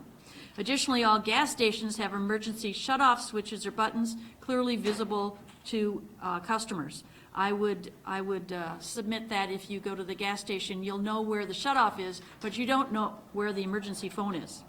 Once these buttons are pushed, a fire cannot spread to tanks, avoiding serious disaster.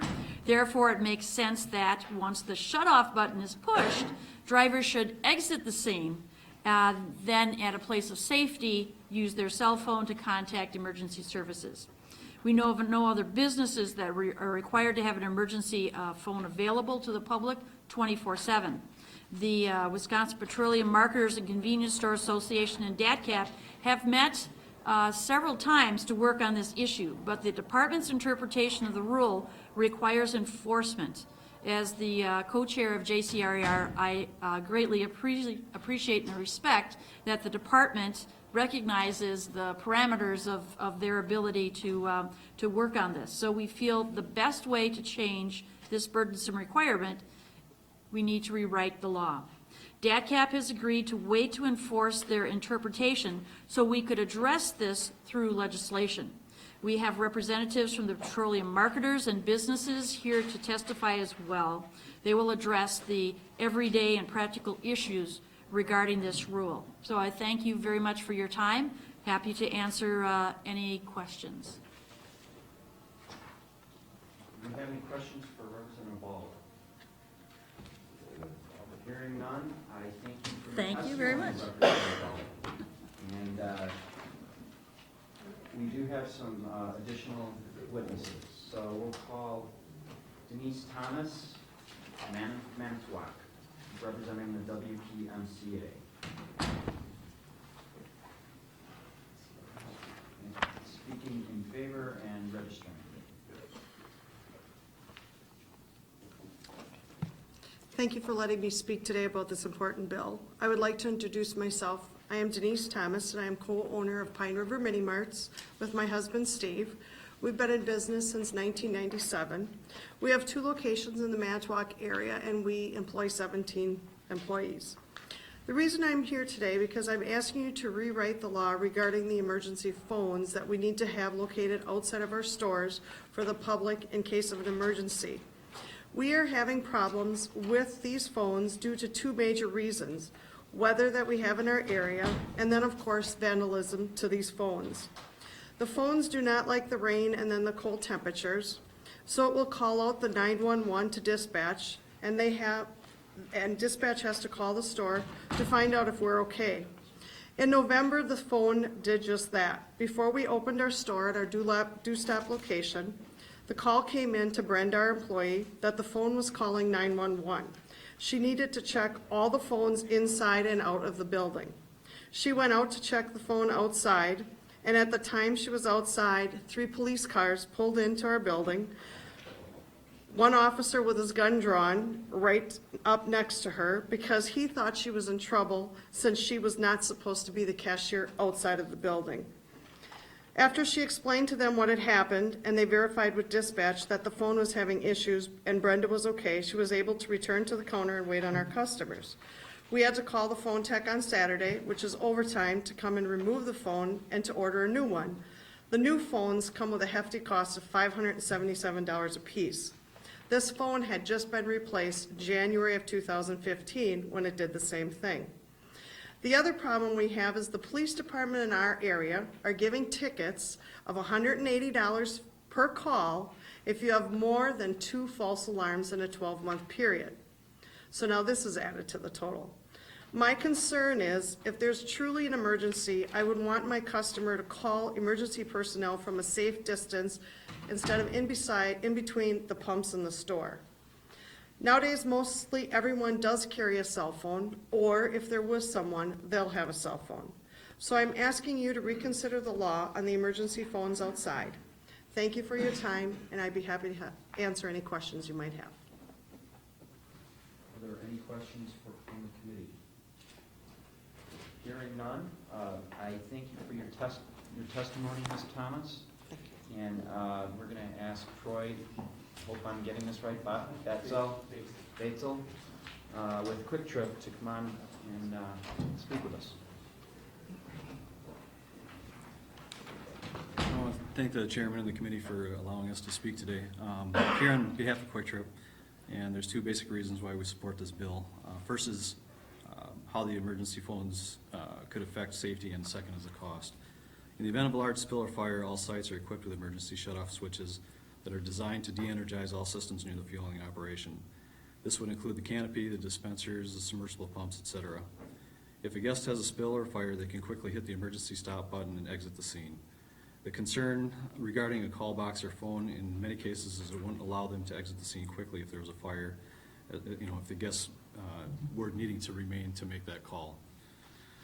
We'd rather they utilize a cell phone from a distance rather than remaining nearby to make the call from a supplied device. Since payphones are no longer readily available and have been removed from most sites, the options are wired call boxes or emergency cell phones. Buying control boxes and having an electrician wire these from the store out to the fueling operation could cost thousands of dollars per location. The cheaper option of using an emergency cell phone still has issues of ongoing maintenance, cell coverage, and cost to inspect and replace batteries to ensure they still work when needed. And with any call device, there is the fact that we want to keep guests away from potential fires and not keep them in it while using these devices. And just to add something else too, with the numbers that were mentioned about the number of people that have cell phones, one of the things that I did find also with that research is that people in the age group of 44 and under, that rate is closer to 97% that actually have a cell phone, and I'm assuming that number is going to continue to rise. So that's all I have to say. Are there any questions from the committee? Representative Katzma. Thank you for your testimony. Are you aware of any instances, either in your industry or in your company, where a emergency was resolved or was benefited because of a phone that was used? Not from a call box to my knowledge, but that's just, I don't have that information, I'm sorry. I can certainly dig into that and look and see if we have more information on that. Any other questions? With hearing none, Mr. Batesel, I thank you for your testimony. Thank you. And we're going to call Jeremy Alsaker, Travel Mart.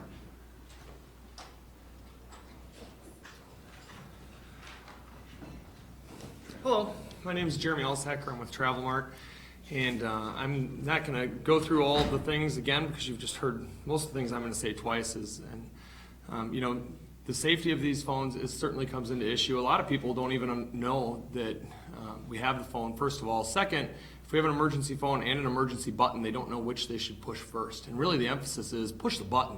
That'll solve all the problems, and you're going to have a lot of different ways to communicate with other people should there be an emergency. These phones are regularly vandalized, and we certainly share the issue of these non-emergency calls being dispatched to the police on a relatively regular basis. And also in all of our areas are submitted to these fines from the police department as well. And more importantly than us paying the fines, if the police are responding to nuisance calls, they're not doing other things that they could be doing. That's all I have to add. Any questions for me? Any questions from the committee? Hearing none, Mr. Alsaker, thank you for your testimony. Thank you. We call Ed Francois from Francois Oil Company, Inc. Did I get that right? Thank you, Chairman and the committee. I'm glad to be here. This has been a problem for me for quite some time. I'm older than some of my associates. This rule was put into place before 2002, and it was when we all had payphones on the corner of our lots. As soon as you were going to remodel or build, the phone company, AT&T, came running in and said you need a payphone. It was just a practical thing. We had a phone there. The rules matched up perfectly. Over time, though, payphones, now people look for, call me up and say, do I have one in my warehouse? Because they want to collect one. They become antiques. You can't find payphones in many of our areas. Step back, I operate in Rock, Greene, and Dane County. We have 14 locations, 170 employees. Since that time of the payphones on our lots, at that time, I went back and got some data. 1985, there was 300,000 cell phones in this country. Right now, there's 340,000, it's coverage of 101%. The other interesting data here is, in Wisconsin, for every 1,000 people, there are 726 people with driver's license. So I've got a 72% ratio of drivers and 103% cell phones. I'd like to demonstrate something. If there was something going on in this room, and I had to go all the way over to that wall and pick up a phone and dial 911, it's much faster if I do this, because I could already be dialing. And that is the difference in the times. When this was put in place, yeah, we were a communication center. In the olden days, you used to go down to a call box at the corner to report something. In today's technology, this is, I think we can get rid of this phone. It causes problems, it dials by itself, it has to be maintained. And I'm pretty sure that I don't want my customer, except to get further away from whatever it is, and dial 911. And then the right agencies will show up. So I do have some other stuff, but it would be boring, so. Are there any questions for Mr. Francois? Typically, where is the shut-off button? It's marked. Some of the newer dispensers have shut-off buttons on every bottle. There is always one on the front of the building, and it always has a little red thing saying emergency shut-off. And I won't tell you that those are bulletproof, but they work very well. They do not lock up our systems. Someone goes up and they push that in, and it ices all the power to everything outside. Does that kind of vandalism happen to you? Well, every now and then you'll get a kid that likes to shut you down. But you just have to reset each one. There's typically up to 3 in a building, 2 inside and 1 outside, sometimes on all the dispensers, and you have to go and you have to pull out every button. And then all of a sudden, you know, we'll have power to the islands again, and all the lights, so. Thank you. Are there any other questions? Hearing none, Mr. Francois, I thank you for your testimony. Thank you. These are just registrations. And that concludes our testimony, but I do have registering in favor. Senator Tom Tiffany, Jennifer Bado of the Wisconsin Petroleum Marketers and Convenience Association, in favor. Scott Tier, representing U.S. Venture, registering in favor. John Mansky, representing the Cooperative Network, registering in favor. And Jolene Ploutz, representing Quick Trip, registering in favor. We have one party registering against. That's Dave Bloom, Wisconsin State Fire Chiefs Association.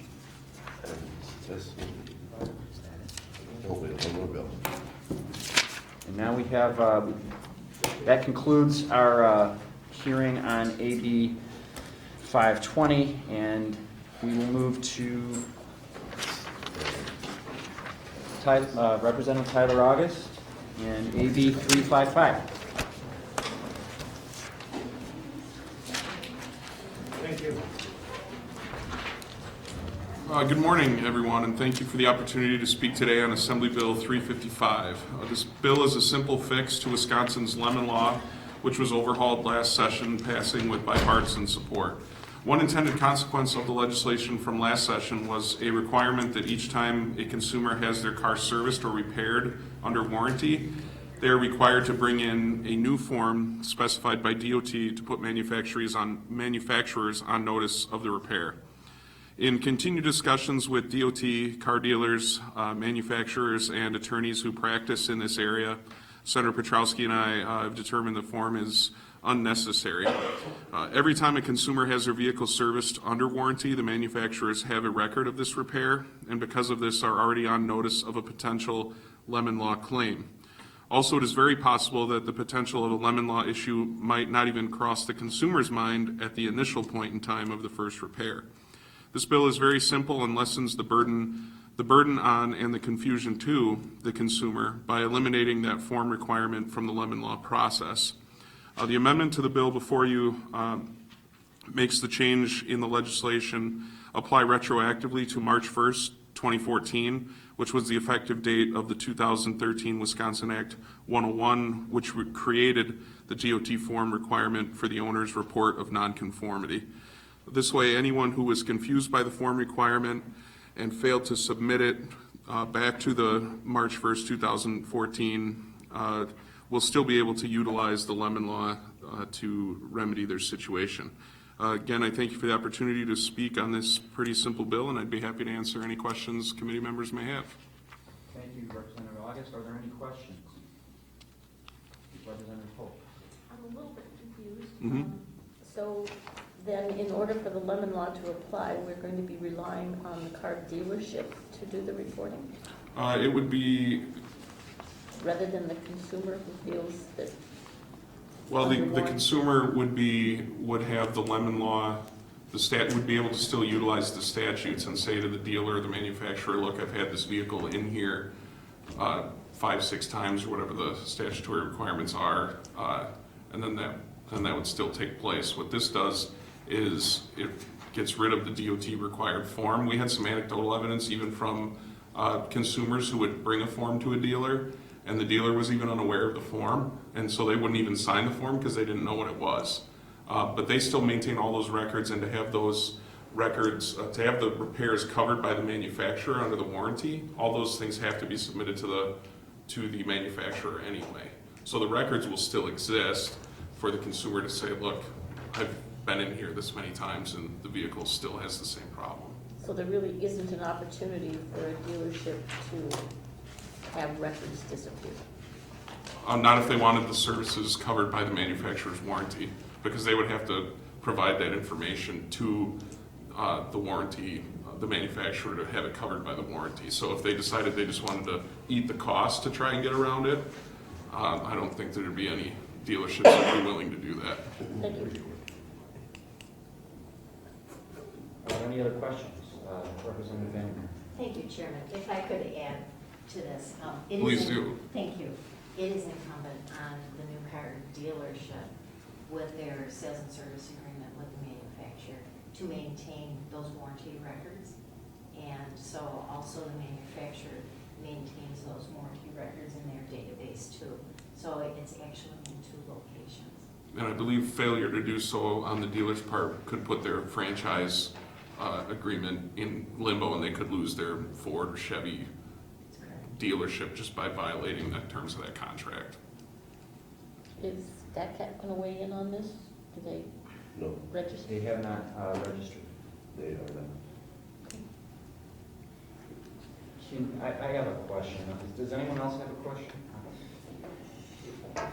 Is there any situation where it could be something that would not be covered by the warranty, that we would not then have records of the situation that you were discussing? If it wasn't covered by you're saying if it wasn't covered by the original manufacturer's warranty? Sure. And they still wanted to have something fixed. So I believe under the Lemon Law, and Representative Vandermeer would have more experience in this than I would, but I believe that for the Lemon Law to be effective, it has to be within a certain time period of the purchase of the vehicle. And most, if not all, repairs of a mechanical nature would be covered within that time period by the manufacturer's warranty. I think I've got that right, correct? Yes, Yeah. yes. Okay, that makes sense, unless, Nancy, if you have anything else to add. I think you described it well. Any other questions? Hearing none, thank you, Representative August, for your testimony. And we have Mr. Anthony Varda speaking on behalf of himself. In favor. I've provided a memo that you may have there. I'm an attorney with DeWitt Ross and Stevens here in Madison. I've been active with the Lemon Law since its inception. I helped Fern Loschbeck way back when with it, and actually since '83 to the last revision, this first notice thing wasn't there. We didn't need it, and here's why. What happened was, when you take your car in for a warranty repair, the dealership is going to use the Ag Department required form for those repairs. They do it for all repairs, whether warranty or otherwise. The dealership, in order to get paid for those warranty repairs they just did on your car, have to submit that to the manufacturer in the format the manufacturer requires, which is the methodology which the manufacturer wants to be informed. That's how the manufacturer wants to be informed about that warranty repairs, through their process internally, and then they reimburse the dealer for the work. When this came up, it's kind of my mistake in a way that this happened. I wasn't paying attention to the drafting submitted by a lawyer for the manufacturers. I didn't note that it was DOT form that he put down. I didn't catch that, or actually that may have been added afterwards, because the use of the ag form has always been adequate. You can always count from that. Those forms they also have time in, time out. This is all used for counting the days out of service. How long was it in the shop? When was it first submitted? That all comes from this. This added form is just redundant and unnecessary. I think most dealers probably throw them in the wastebasket. If they mailed them off to the manufacturer, they wouldn't know what to do with it. There's no procedure for receiving that form. It was I don't know what you'd call it, but it was an extra hoop that the consumer had to go through before they could start cutting. And it made a difference. I had one person came in, and they had one of these trikes that was stalling out all the time. It had an intermittent electrical problem. And it had been purchased after this went into effect. And they were getting caught in the middle of the country, you know, when the thing stopped, over and over and over again. They couldn't fix it. And they racked up, I think, 20, 25 days before they realized, oh, they finally checked on lemon, because that's when they figured out, well, this may be a lemon, we better check on it. So they checked the website, discovered this form, and realized they hadn't been turning it in. So then they started turning it in. The dealer just didn't pay any attention, but then they started turning it in. They lost the 25 days as part of their 30 days. So eventually the thing got fixed, but it was another 20 days after that. So they didn't get their lemon law relief because they hadn't used that form. But the manufacturer knew all along everything that was going on because they were getting the warranty claims and paying for it and all the rest of it. So we're just correcting unintended consequence of a mistake in drafting.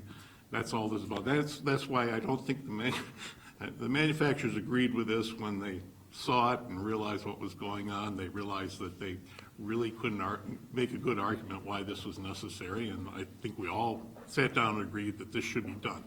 I would have done a lot more to change the lemon law back the way it used to be, but we all agreed this would be good enough for now. Are there any questions? Hearing none, thank you, sir, for your testimony. That completes the testimony. We do have some registered in favor. Registering in favor, Senator Jerry Petrowski, also Senate author. Registering in favor, Nate Hahn, Department of Transportation.